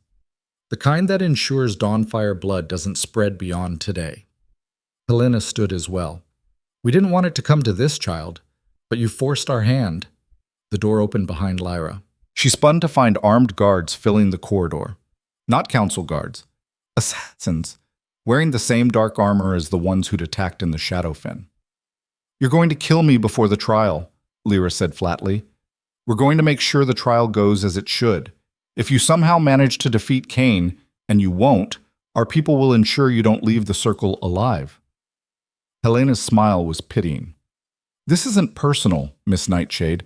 It's politics. Your bloodline is a threat to stability. We can't allow you to survive." Lyra's hands clenched at her sides. Fire sparked between her fingers, and the temperature in the room spiked. The guards raised crossbows, bolts tipped with something that glowed with enchantment. Anti-magic weapons designed to pierce supernatural defenses. "You can try to fight," Helena said calmly. "You'll kill some of us, maybe many, but these weapons were made specifically to kill first wolves. You'll die here, in this room, and we'll tell the kingdom you attacked the council unprovoked. Your name will be vilified, and any wolf with Dawnfire blood will be hunted down and eliminated." "Or?" Lyra asked through gritted teeth. "Or you walk to that trial, you fight Cain, and when he kills you, as he will, because we've given him every advantage, you'll die an honorable death in combat. Your legacy won't be that of a monster who attacked the council, just a brave wolf who overestimated her abilities." It was checkmate. If she fought now, she became the villain in the story they'd tell. If she didn't, she walked into a rigged fight knowing Cain had backup from the council itself. Either way, they expected her to die. "Lyra Nightshade," Helena said formally, "do you accept the terms of trial by combat, understanding that the council's judgment is final, regardless of outcome?" Lyra looked at the crossbows, at the cold faces of the wolves who'd conspired to kill her family, at the system that had crushed her entire life.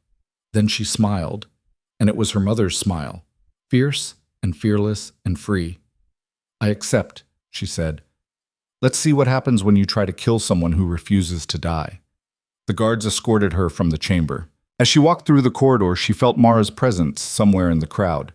The old wolf had taught her everything she could in 2 days. Now it was up to Lyra to use it. The sun was setting when they reached the circle of stones, different stones than the ones in the Shadowfen, but similar in purpose. An arena where wolves had fought and died for centuries. The crowd had followed, nobles and alphas filling the space around the circle, leaving the center clear for combat. Darius Cain stood waiting, already in wolf form. He was massive, easily twice Lyra's size, with silver-black fur and eyes that glowed with alpha power. Lyra stepped into the circle, and Elder Marcus raised his hand. "The trial by combat begins now. May the strongest survive." She shifted, feeling her bones crack and reform. Her wolf was smaller than Cain's, rust-colored and scarred from years of rough living. In a straight fight, she had no chance. But she'd never planned to fight straight. Cain charged immediately, trying to use his size advantage to crush her fast. Lyra rolled aside, her enhanced speed from the awakening making her faster than he expected. His jaws snapped on empty air. She couldn't use fire in wolf form, not without revealing what she was. So she fought with speed and cunning, dodging his attacks, wearing him down bit by bit. The crowd was silent, watching two wolves dance around each other in a fight everyone assumed would be over in seconds. Minutes passed. Cain was getting frustrated. He was stronger, bigger, but Lyra was faster, and every time he committed to an attack, she wasn't there. "Stand and fight," he snarled. "No." His next lunge was reckless, overcommitted. Lyra ducked under it and raked her claws across his exposed belly. Not deep enough to seriously injure, but enough to draw blood. First blood was hers. The crowd gasped. Cain's eyes widened with shock, then narrowed with fury. He shifted tactics, trying to herd her into a corner. And that's when Lyra saw them. Council assassins positioned around the circle, crossbows ready. Helena hadn't been bluffing. If Lyra won, they'd shoot her before she could leave the arena. Fine. Let them try. Cain rushed her again, and this time Lyra didn't dodge. She met him head-on, their bodies colliding with bone-cracking force. He was stronger, should have overpowered her easily. But Lyra was Dawnfire. She felt the fire in her blood ignite, felt the war form trying to emerge. Not yet. Not until he committed completely. Cain's jaws closed around her throat, and the crowd screamed, thinking it was over.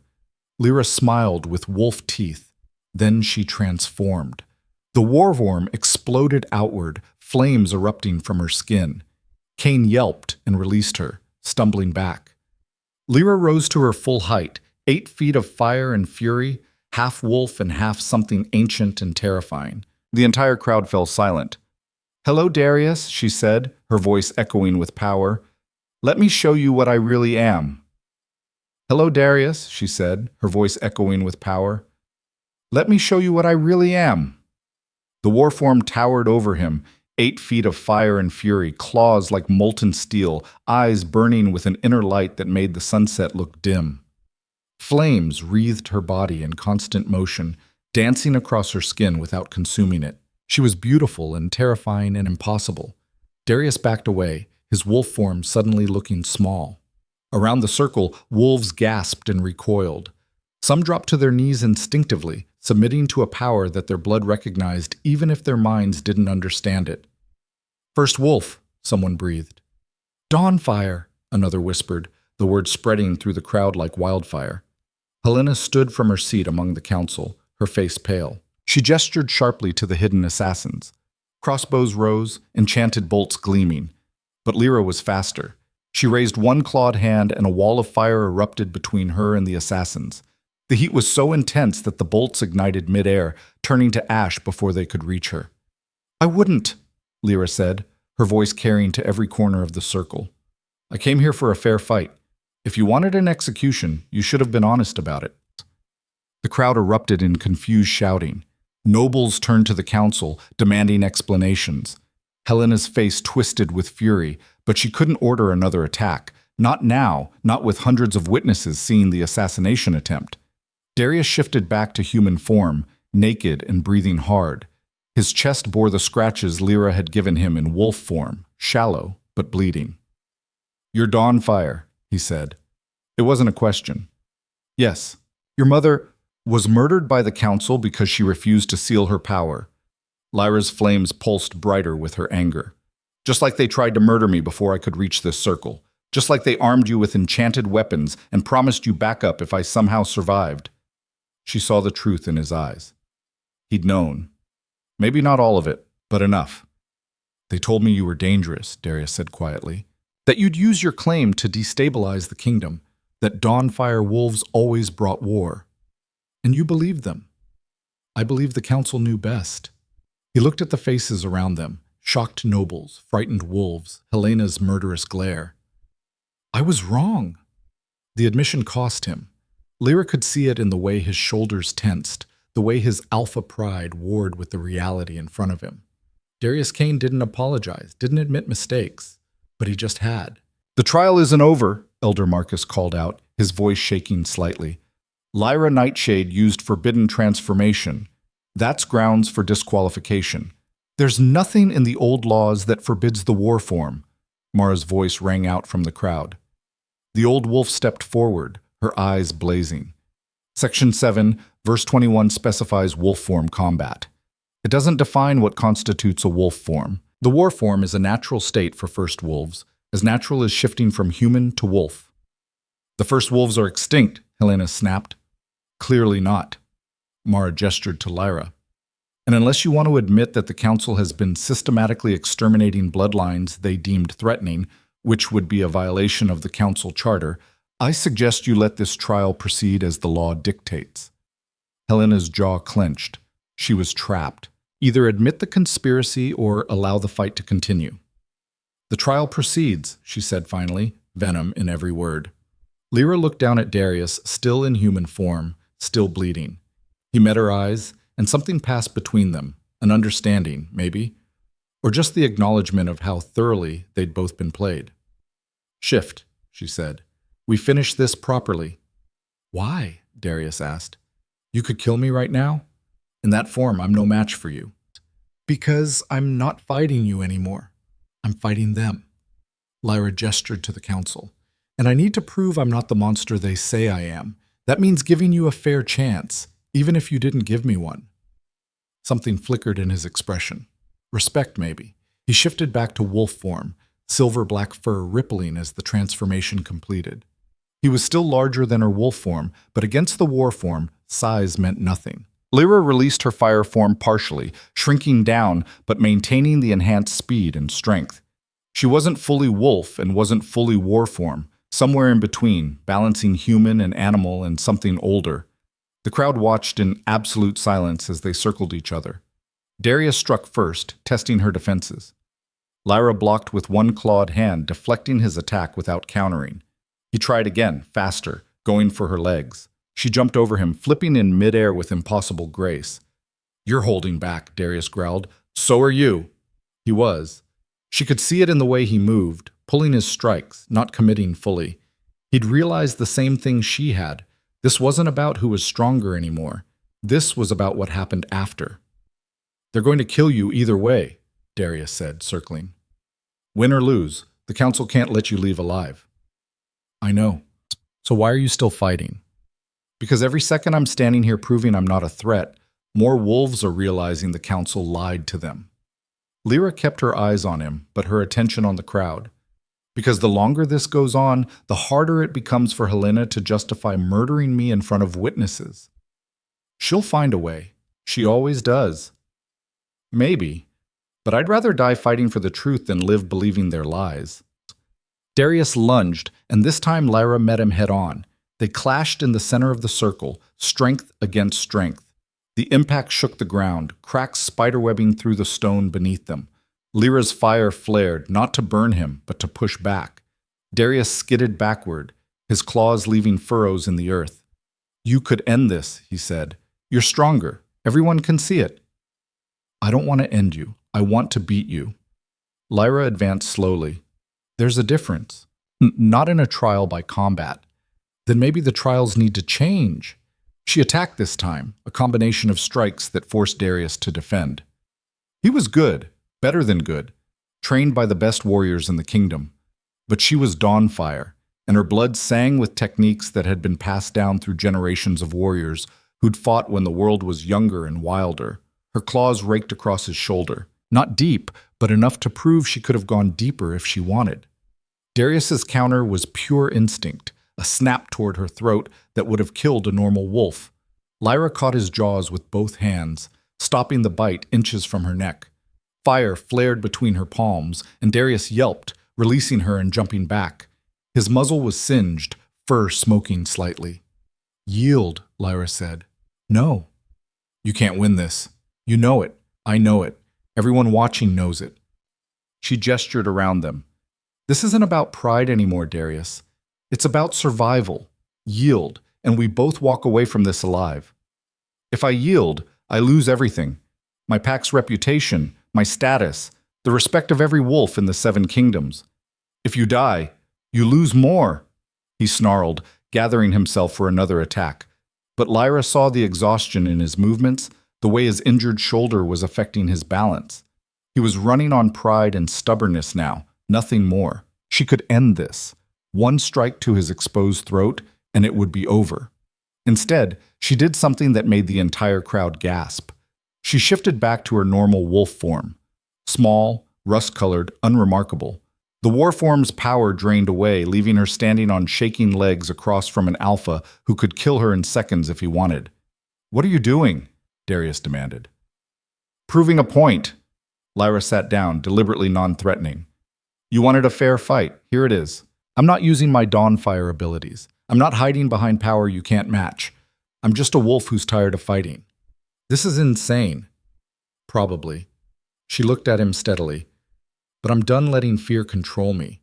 I'm done letting the council decide who lives and who dies based on bloodlines and politics. So here's my offer. We both yield. Right now. We call this trial a draw, and we force the council to honor the original arbitration as it should have been. A legal discussion of compensation, not a death match." Darius stared at her like she'd lost her mind. "That's not how trials by combat work." "Why not? The old laws don't say one of us has to die. They say the fight continues until one party yields or dies. If we both yield simultaneously, the law is satisfied. The council will never accept that.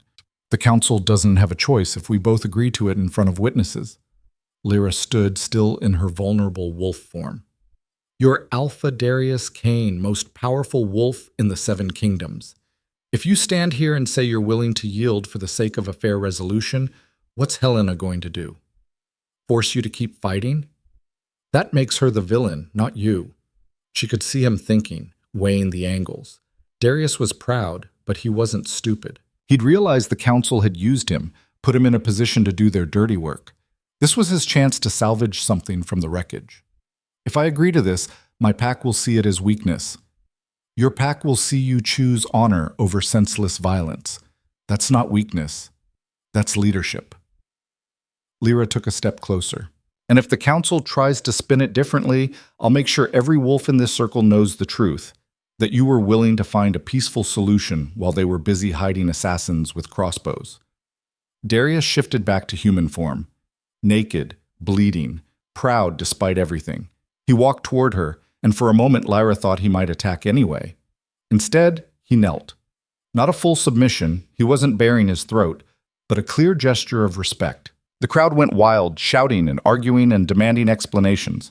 "I, Alpha Darius Kane of Crescent Moon Pack," he said loudly enough for everyone to hear, "acknowledge that this trial has proven Lyra Nightshade is not the weak, low-born wolf I believed her to be.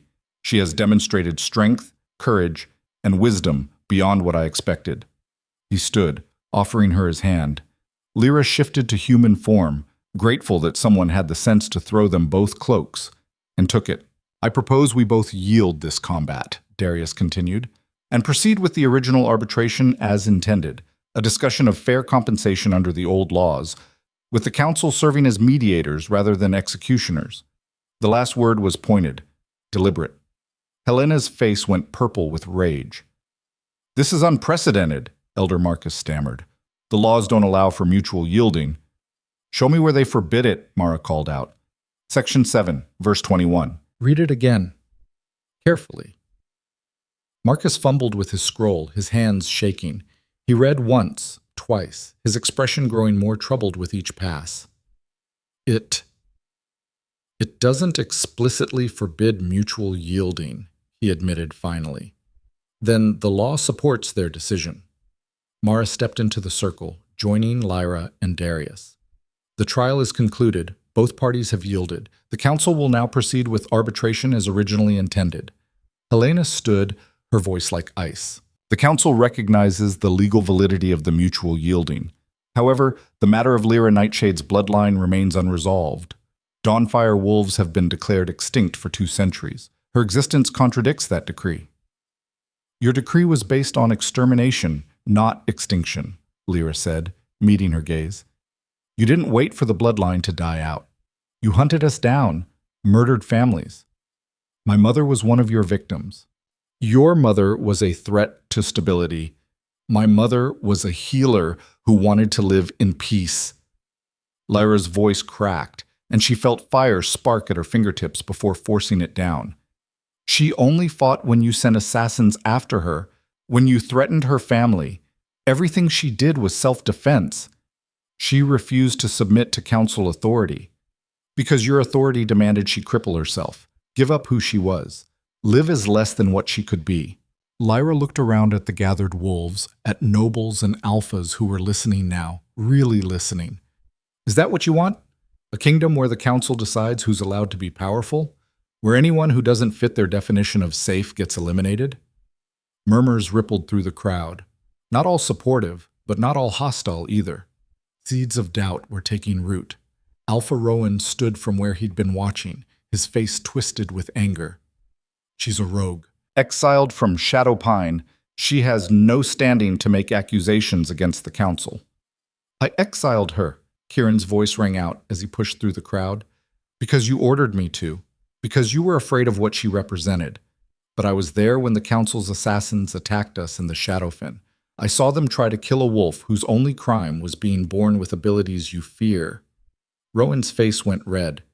You're rogue too. Your testimony means nothing. Then what about mine? A female voice, strong and clear. Luna Celeste of Iron Ridge stepped forward, and the crowd parted for her.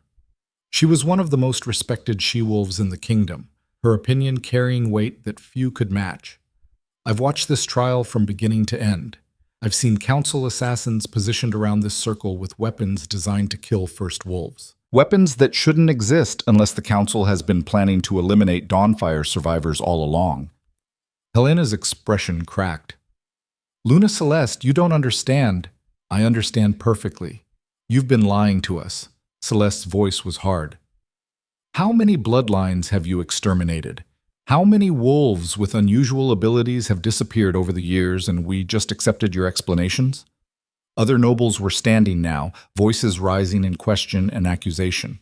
The council had overplayed their hand, and the wolves who'd trusted them were beginning to see the cracks. Order! Helena slammed her staff against the ground, the sound echoing like a gunshot. This council has maintained peace in the Seven Kingdoms for 500 years. We have made difficult decisions, yes, but every action was taken to protect the greater good. The greater good or your power? Lyra asked quietly. The question cut through the noise, and suddenly everyone was listening again. Because from where I'm standing, the only threat the Dawnfire bloodline posed was to your control. We were stronger than you, harder to manipulate, and you couldn't stand it. You're a child playing with forces you don't understand. I'm a survivor of a genocide you orchestrated. Lyra's fire flared, just enough to make her point. And I'm done pretending that's acceptable. She turned to face the crowd, addressing them directly. I didn't ask to be Dawnfire, didn't ask for these abilities or this bloodline. I just wanted to be left alone, to live my life without being stepped on. But the council couldn't allow that. They murdered my mother, disappeared my father, exiled me when I dared to stand up for myself. And when that wasn't enough, they tried to rig a trial by combat to ensure I'd die. She paused, letting the words sink in. So here's what I'm asking for. Not revenge, not blood, just what the old laws promised me. Compensation for being publicly rejected and humiliated. Land where I can build a life. Status that protects me from being hunted. And most importantly, recognition that wolves with unusual bloodlines have the right to exist without fear. You want sanctuary for Dawnfire wolves, Elder Marcus said slowly. I want sanctuary for any wolf who doesn't fit the council's narrow definition of acceptable. The rejected, the exiled, the ones with abilities that make you nervous. Give us a place to live in peace, and we won't be a threat to anyone. Helena laughed, sharp and bitter. And if we refuse? Then you prove everything I've said is true, that this council cares more about control than justice, that the Seven Kingdoms are only free as long as you approve of who they are. Lyra's eyes burned. And wolves will have to choose, support a system that kills anyone different, or support building something better. The silence that followed was deafening. Darius cleared his throat. For what it's worth, Crescent Moon supports her claim. The original arbitration was valid, and she deserves compensation. Gasps erupted. The most powerful alpha in the kingdom siding with a rogue exile? She defeated me, Darius said simply. Could have killed me, chose mercy instead. That's worth more than any bloodline. He looked at Helena. And if the council has been lying about Dawnfire wolves, what else have they lied about? I'd like answers. As would I, Luna Celeste added. Iron Ridge Pact demands a full investigation into the Council's actions regarding bloodline extermination. Other voices joined. Not all of them. Many alphas still looked uncertain or afraid, but enough that Helena couldn't simply dismiss them. The head councilwoman's face was stone. The council will convene to discuss these matters. Until then, this arbitration is postponed. No. Lyra stepped forward. We settle this now, in front of witnesses. I invoked my legal rights under the old laws. You don't get to postpone justice because it's inconvenient. You're in no position to make demands. I'm in exactly that position. Lyra let her war form shimmer into existence, just for a moment, enough to remind everyone what she was capable of. I beat your champion, survived your assassins, exposed your conspiracy. Either honor the law you claim to uphold or admit you never intended to. Helena and Lyra locked eyes, predator to predator. The entire hall held its breath. Finally, Helena spoke. What specific compensation do you demand? Territory? Enough land for a pact to establish itself. I'm thinking the eastern borderlands near Shadowpine. It's worthless to everyone else, but it's where my family lived. That's Shadowpine territory. Shadowpine exiled me. They gave up any claim to me. Lyra glanced at Rowan, who looked like he wanted to argue, but couldn't. I want that land recognized as independent territory, protection under kingdom law, and the right to offer sanctuary to any wolf who seeks it. You want to build a pack of rejects and exiles, Helena said flatly. I want to build a pack where wolves don't have to hide who they are to survive. Murmurs ran through the crowd, some approving, others concerned. The idea was radical, a pact specifically for the unwanted, the different, the powerful ones who'd been forced to suppress themselves. And if your pact becomes a threat, Elder Marcus asked, then deal with us the same way you deal with any pact that breaks the law. But judging us before we've done anything wrong, that's the same thinking that got my mother killed. Lyra's voice hardened. I'm offering you a chance to fix your mistake, to prove the council believes in actual justice, not just control. Take it or don't, but make your choice now. Helena looked at her fellow council members. Silent conversations passed between them in glances and tiny gestures. Finally, she turned back to Lyra. The council grants your claim. You will receive the Eastern Borderlands as independent territory with full pack rights and protections under kingdom law. In exchange, you will submit to the same laws and oversight as any other pack. Any violation will result in immediate revocation of your status. It was a trap, of course. They'd be watching her constantly, waiting for any excuse to shut her down. But it was also more than Lyra had dared hope for. I accept. Helena's smile was cold. Don't make me regret this mercy, Miss Nightshade. Don't make me regret accepting it. The formalities were handled quickly after that. Documents signed, territories marked, witnesses recording everything. Lyra stood in the center of it all, barely processing. She'd done it. Actually done it. She had land, status, the legal right to build something new. As the crowd began to disperse, Darius approached her. Up close, she could see the exhaustion in his eyes, the weight of everything that had happened. That was either incredibly brave or incredibly stupid, he said. Probably both. They're going to make your life hell. Watch everything you do, twist every action into a threat. I know. Lyra met his eyes. But at least I'll be alive to experience it. That's more than my mother got. Darius was quiet for a moment. I'm sorry. For the rejection, for believing the council's lies, for all of it. You deserved better. Yeah, I did. Lyra didn't soften it. But you were also being manipulated. We both were. That doesn't excuse... No, it doesn't. But it explains some things. She offered her hand. We don't have to be friends. But maybe we don't have to be enemies either. He took her hand, and his grip was firm, respectful. If you need anything while establishing your territory, resources, advice, even just someone who understands the politics, Crescent Moon will help. Why?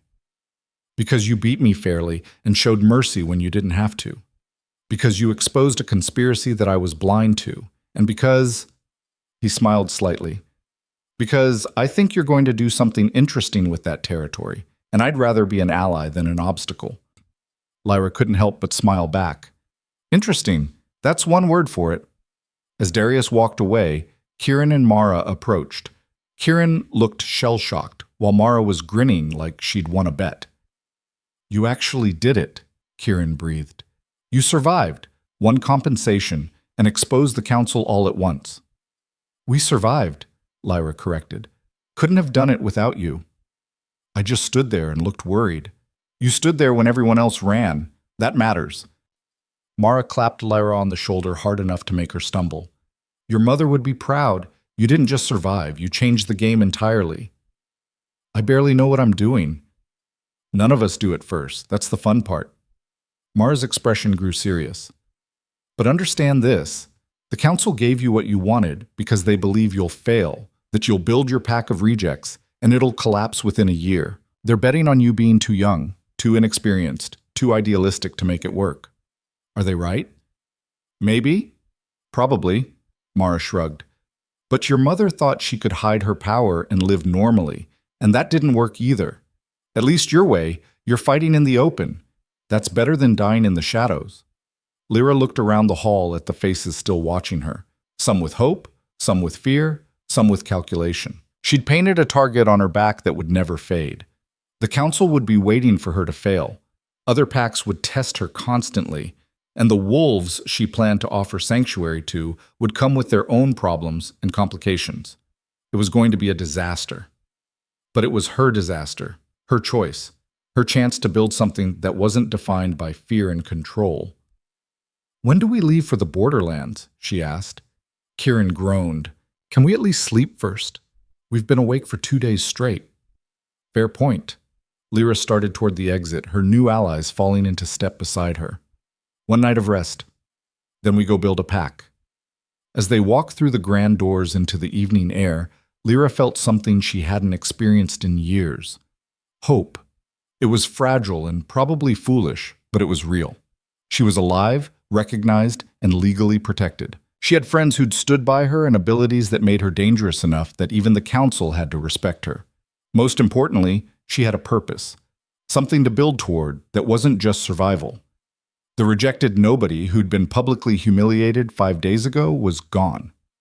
In her place stood Lyra Nightshade, First Wolf, Dawnfire Heir, and founder of a pack that didn't exist yet, but would. The Seven Kingdoms had no idea what they'd just unleashed. And honestly, neither did she. But that was tomorrow's problem. Tonight, she was just going to enjoy being alive and victorious, even if the victory was messy and incomplete and came with 1,000 strings attached. She'd earned this moment. The rest could wait until morning. Behind them, in the grand hall, Helena watched through a window as Lyra and her companions disappeared into the city streets. Her expression was unreadable. She won't last a year, another council member said.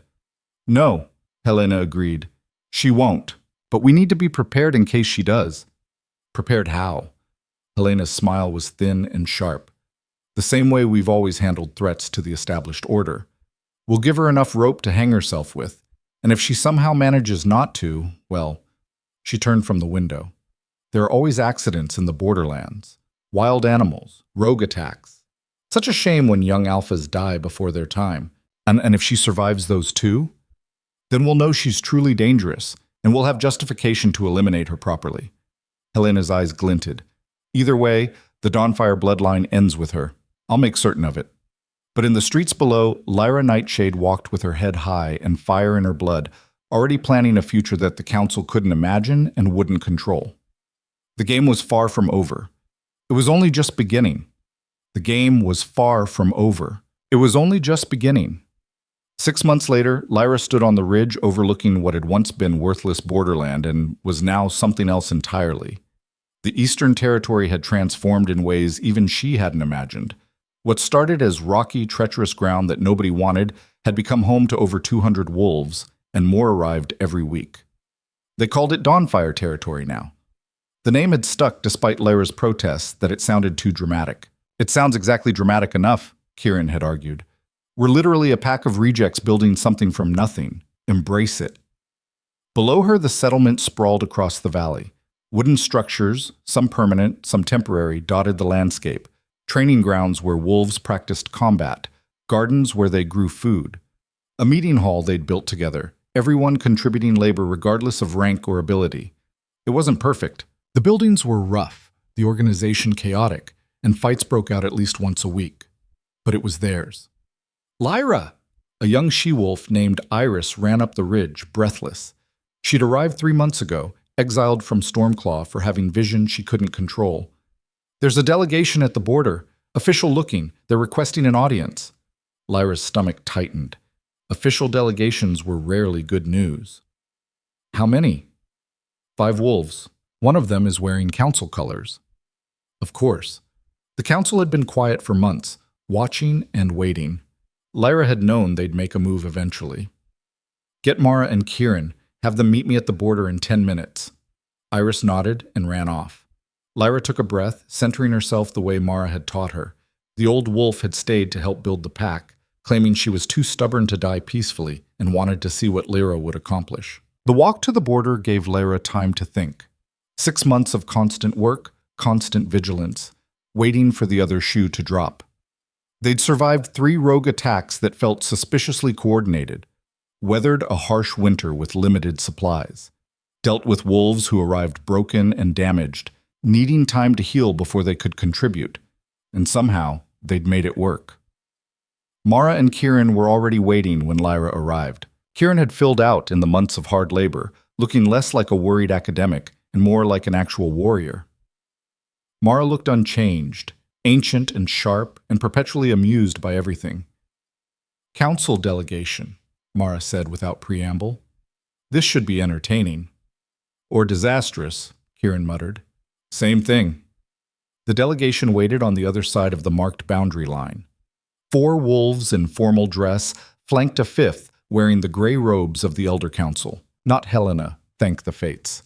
This one was younger, a male Lyra didn't recognize. I am Elder Tobias, he announced. Not the archivist who'd helped her. Different Tobias. Apparently the council had terrible naming conventions. I come bearing a message from the Elder Council. We're listening, Lyra said carefully. The council has completed its review of Dawnfire Territory's first 6 months. Based on our observations, we find your pack to be... He paused, and Lyra's heart sank. In compliance with all established laws and regulations. Lyra blinked. Excuse me? You heard correctly.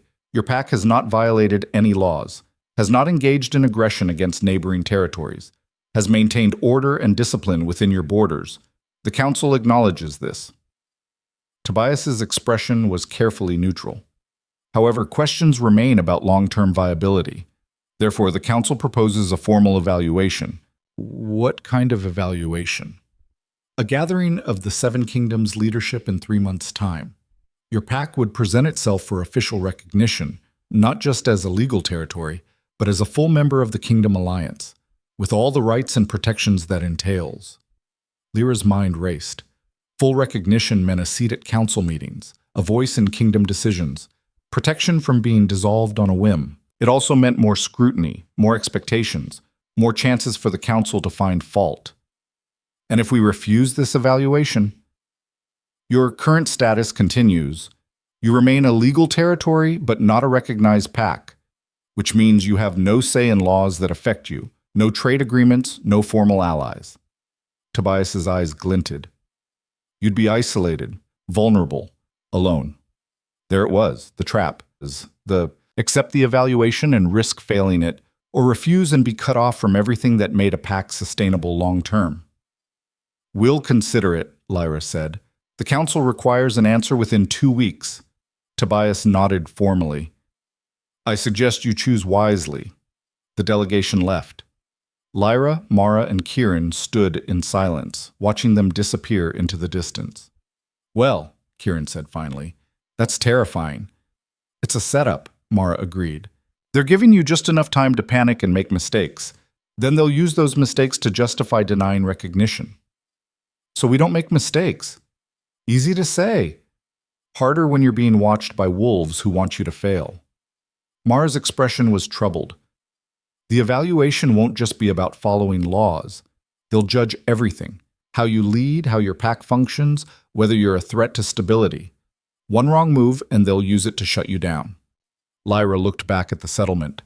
200 wolves who'd come here because they had nowhere else to go, who'd built something together despite being told they were worthless, who trusted her to protect them. Then we show them exactly what we are, she said quietly. No hiding, no pretending. We let them see a pack that's different from anything they've known, and prove that different doesn't mean dangerous. That's a huge risk, Kieran warned. Everything we've done has been a risk. Why stop now? They called a pack meeting that night. The meeting hall was crowded, wolves packed shoulder to shoulder. Lyra stood on the raised platform they'd built for announcements, looking at faces that ranged from nervous to defiant to hopeful. The council wants to evaluate us, she announced without preamble. In 3 months, leaders from all 7 kingdoms will come here to decide if we deserve full recognition as a pack. Silence. Then everyone started talking at once. They'll never recognize us. It's a trap. We should refuse. Enough. Mara's voice cut through the chaos. Let her finish. Lyra waited for quiet. They're testing us, seeing if we'll panic or make mistakes or prove we're exactly what they feared. But here's what I think. I think we show them something they've never seen before. A pack that's honest about who we are, instead of trying to fit their expectations. A male wolf named Garrett stood. He'd been exiled from Iron Ridge for being gay, something his old pack considered a weakness. Now he ran Dawnfire's agriculture program and was one of their best strategists. What exactly does that mean? He asked. It means we don't hide our differences. We celebrate them. We show the council that a pack made of wolves they rejected is stronger because of our diversity, not despite it. Lyra looked around the room. Every single one of you has abilities or perspectives or experiences that your old packs called wrong. We're going to prove they were stupid to throw you away. They'll see that as threatening, someone called out. Maybe, but they'll also see that we're not trying to destroy the system. We're just offering an alternative, a place where wolves who don't fit elsewhere can thrive. Lyra's voice strengthened. We spend 3 months preparing, training, organizing, showing what we've built. And when the evaluation comes, we face it head on. And if they deny us recognition anyway? Iris asked quietly. Then we keep going. Keep building. Keep proving them wrong until they have no choice but to acknowledge we exist and we matter. Lyra met her eyes. I won't lie, this is going to be hard. But when hasn't it been? Nervous laughter rippled through the crowd. The vote was unanimous. They'd accept the evaluation and prepare to face whatever came. The next 3 months were brutal. Lyra pushed the pack harder than ever, making sure every system worked smoothly. Every wolf could articulate why they'd joined Dawnfire. Every aspect of their territory was defensible and impressive. Mara handled combat training, teaching wolves to fight not just with strength, but with intelligence. Kieran organized their education system, proving that even rejected wolves could be scholars and strategists. Garrett transformed their food production into something that could sustain twice their current population, and Lyra worked on herself, learning to lead not just with power, but with wisdom, making hard decisions about disputes and resources in the future, becoming the alpha her pack needed, not just the survivor she'd been. 2 weeks before the evaluation, Darius Kane arrived unannounced. Lyra met him at the border, wary. They'd corresponded occasionally over the months, formal letters about trade agreements and border issues, but he'd never visited in person. This isn't an official visit, he said immediately. I came to warn you. About what? The evaluation is rigged. Helena has been building support among the alphas, convincing them you're a threat. She's planning to bring charges of harboring rogues and practicing forbidden magic. Lyra's blood went cold. Those charges are false. I know. You've been scrupulous about following the law, but she doesn't need truth. She just needs enough alphas to believe her. Darius looked troubled. I've been countering where I can, but my influence only goes so far. You need to be ready for a fight. I'm always ready for a fight. Not this kind. This is political warfare. You'll be facing accusations in front of the entire kingdom leadership. If you lose your temper, show your fire form. Give them any excuse to call you unstable. He trailed off meaningfully. They'll use it to justify shutting us down. Exactly. Lyra paced, thinking. What if we don't wait for them to attack? What if we go on offense first? How? By inviting them to see who we really are before the formal evaluation. An open house. Let the Alphas tour Dawnfire territory, meet our wolves, see what we've built. Make it personal before Helena can make it political. Darius considered this. That could work. Harder to condemn wolves you've met and talked to, but it's also a risk. If even one of your pack members makes a bad impression, then we make sure everyone's prepared. Lyra's mind was racing now. We have 2 weeks. We can do this. You're sure? No, but I'm doing it anyway. Darius smiled slightly. You know, when I first met you, I thought you were just a low-born wolf with delusions. I was very wrong. Yes, you were. For what it's worth, I'll support you at the evaluation. Crescent Moon will vote for your recognition. Why? What do you get out of it? A neighbor I can trust. An ally who's proven she values honor over revenge. And, he paused, a reminder that strength comes in forms I didn't expect. Your pack has changed things, Lyra. More than you know. Wolves all over the kingdom are watching you, seeing what's possible. That matters. After he left, Lyra gathered her inner circle. Mara, Kieran, Garrett, Iris, and a few others who'd become essential to Dawnfire's functioning. We're hosting an open house, she announced. 2 weeks. We invite every alpha and major noble in the 7 kingdoms to visit, see what we've built, meet our wolves, before the formal evaluation. That's insane, Iris said. Probably, but it's also our best chance. Lyra looked at each of them. Helena wants to control the narrative. We're taking it back, showing them the truth before she can twist it. They worked around the clock for 2 weeks, preparing presentations, cleaning, and organizing the territory, coaching every pack member on how to interact with visitors. It was exhausting and terrifying and exactly what they needed. The day of the open house arrived with clear skies and nervous energy. Over 50 wolves accepted the invitation, more than Lyra had dared hope. Alphas from major packs, nobles from important families, even a few council members who weren't Helena. Lyra stood at the entrance to Dawnfire territory, dressed in formal clothes that Kieran had somehow acquired, and welcomed each guest personally. Alpha Rowan of Shadowpine arrived, looking uncomfortable. He'd lost status after exiling Lyra. Other packs saw it as cowardly to throw out a wolf who then succeeded so spectacularly. He wouldn't meet her eyes. Luna Celeste came with the delegation from Iron Ridge, her expression curious and assessing. Darius arrived last, giving Lyra a subtle nod of encouragement. The tours began. Small groups led by Dawnfire wolves through different parts of the territory. The training grounds where Mara demonstrated combat techniques that emphasized control over brute force. The education center where Kieran showed their library of texts on law, history, and pack management. The agriculture fields where Garrett explained sustainable farming practices. But the most powerful moment came when Iris gave her presentation. She stood in front of 30 nobles and explained how her visions, the ability to see potential futures, had gotten her exiled from Stormclaw. How they'd called her cursed, dangerous, unstable. But here, Iris said, her voice steady, my visions are valued. I help with security, warn about potential threats, guide planning. The ability that made me a reject in Stormclaw makes me essential in Dawnfire. She looked at the assembled wolves. That's what this pack is. A place where the things that made us wrong elsewhere make us right here. Where difference is strength, not weakness. The silence that followed was heavy. Then Luna Celeste started clapping. Others joined until the entire group was applauding. Lyra watched from the side, her throat tight. This was working. Actually working. The formal evaluation came 1 week later. The grand hall was packed again, every seat filled. But this time, when Lyra walked in, she wasn't alone. Her entire inner circle came with her.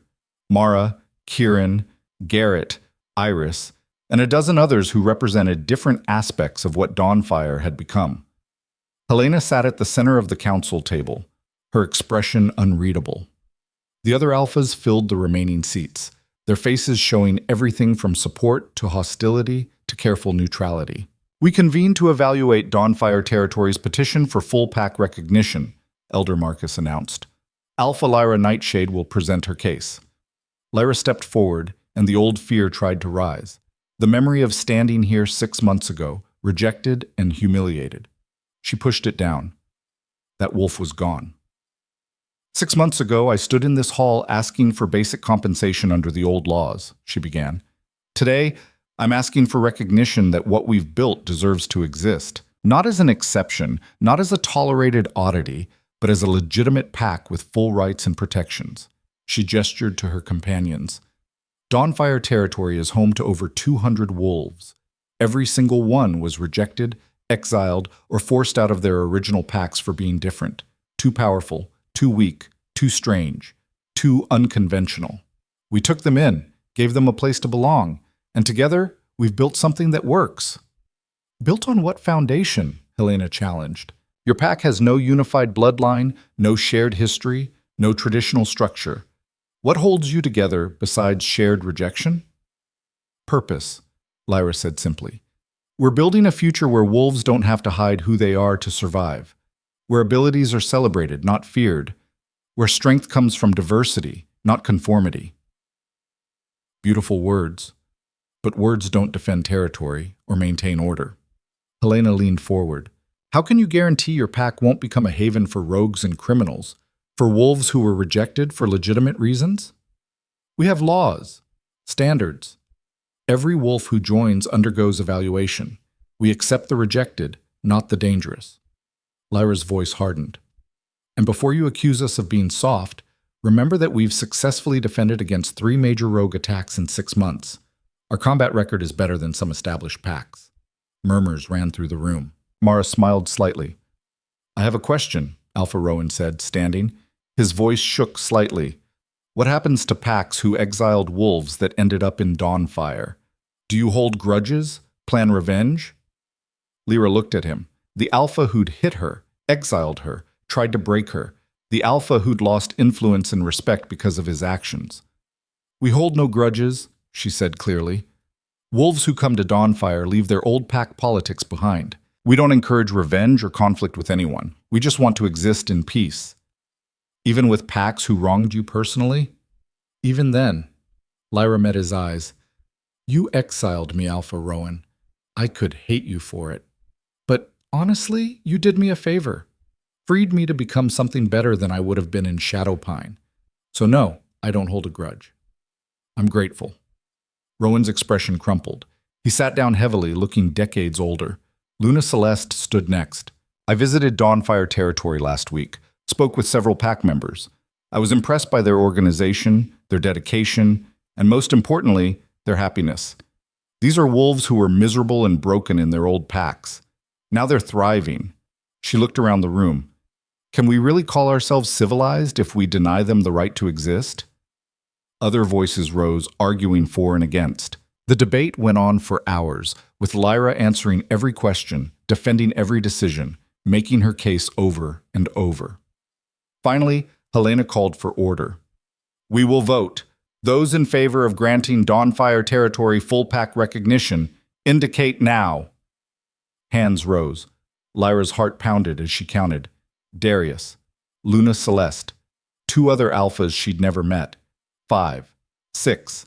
Not enough. They needed a majority. 7, 8. Slowly, reluctantly, Alpha Rowan raised his hand. 9, 10, 11. The majority tipped. More hands went up as wolves who'd been hesitating made their choice. When the count finished, they had it. Barely, but definitively. By vote of the assembled leadership, Dawnfire territory is hereby granted full recognition as a pack within the 7 kingdoms. Elder Marcus's voice rang out, with all rights, protections, and responsibilities thereof. The hall erupted, some wolves celebrating, others protesting, most just stunned that it had actually happened. Lyra stood frozen, unable to process. They'd done it, actually done it. Kieran grabbed her in a hug that lifted her off her feet. Mara was grinning like a maniac. Iris was crying. The rest of her pack surrounded her, all talking at once, celebrating a victory that had seemed impossible 6 months ago. Helena didn't smile. She simply nodded once, acknowledging the outcome, and left the hall. The celebration continued into the night, but Lyra eventually slipped away to find some quiet. She ended up on the same balcony where she'd stood after the rejection, looking at the same city that had watched her humiliation. You changed everything, Darius's voice came from behind her. You know that, right? Lyra turned. I just wanted to survive. You did more than survive. You built something new, proved that rejected wolves could create their own power structure.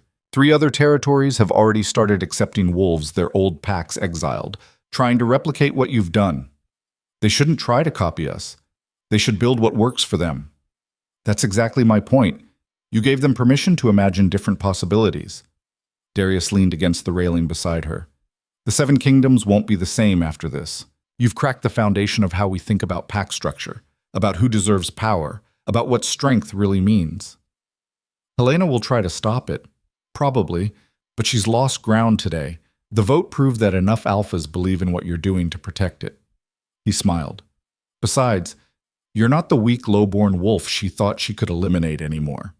You're a recognized alpha with a growing pack and abilities that make you dangerous when provoked. She'll have to be more careful now. I don't want to fight her. You won't have to. You've already beaten her by succeeding where she said you'd fail. Darius pushed off the railing. I should go. But Lyra, thank you. For what? For proving me wrong about you. For showing me that strength comes in forms I never considered. For being exactly what the kingdom needed, even if we didn't know it. He clasped her shoulder briefly.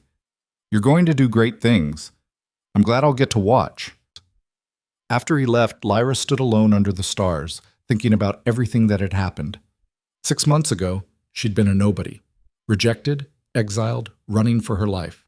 Now she was an alpha, a leader. A wolf who'd changed the political landscape of the 7 kingdoms just by refusing to break. It wasn't perfect. The council would keep watching for mistakes. Other packs would test their boundaries. Internal conflicts would arise as more wolves joined Dawnfire, bringing their own issues and needs. But that was tomorrow's fight. Tonight, she was just going to appreciate how far she'd come. Footsteps announced Mara's arrival. The old wolf stood beside her, looking at the city lights. Your mother would be proud, Mara said quietly. She always wanted to build something like this, a place where Dawnfire wolves could live openly. She just didn't have the courage to try. She had courage, she just chose a different battle. True. Mara was quiet for a moment. I'm dying, you know. Lyra's head whipped around. What? Old age. Nothing dramatic. I've got maybe a year left, probably less. Mara's tone was matter-of-fact. I've been putting off telling you, but with recognition secured, it felt like the right time. Mara, don't. I'm not afraid of death. I've lived a long, long time. Seen my pack destroyed, survived as the last guardian, and now I've watched you rebuild what we lost. That's enough. She smiled. More than enough. What do you want me to do? Keep building. Keep proving that Dawnfire wolves deserve to exist. And when I'm gone, train someone else to use the war form. The knowledge can't die with me. I will. They stood together in comfortable silence, 2 Dawnfire wolves separated by generations but connected by the same fire in their blood. You know what the best part is? Mara said eventually. Helena and the council spent 200 years trying to eliminate our bloodline. Hunted us, killed us, tried to erase us from history. And despite all that, here you are. Recognized, powerful, building a pack that will outlast them all. Spite is a good motivator, Mara laughed. The best motivator. They returned to the celebration together. Dawnfire Territory's wolves had taken over an entire district, dancing and drinking and celebrating a future they'd helped create. Lyra moved through the crowd, accepting congratulations and thanks and promises of loyalty. These wolves believed in her, trusted her to lead them somewhere better. She'd spent so long just trying to survive. But survival wasn't enough anymore. She was going to thrive. They all were. The rejected, the forgotten, the wolves who'd been told they were wrong. They were going to build something that couldn't be torn down. A pack that celebrated difference instead of fearing it. A place where strength came from choosing to stand together instead of being forced apart. Dawnfire Territory was more than just land. It was proof that the system could change. That wolves who didn't fit the old molds could create new ones. That power didn't have to mean control.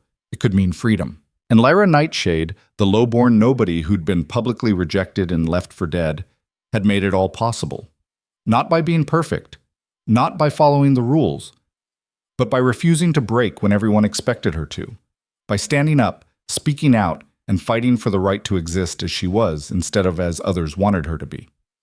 That was the real victory, not the recognition or the territory or the power. It was the simple revolutionary act of refusing to be less than she was. And in doing so, she had shown thousands of other wolves that they could do the same. The night wore on, stars wheeling overhead, and Lyra danced with her pack under the open sky. Tomorrow would bring new challenges, new fights, new obstacles to overcome. But tonight belonged to them, to the rejected and the reborn, to the wolves who'd found each other in the darkness and built something bright enough to see by, to Dawnfire, to home.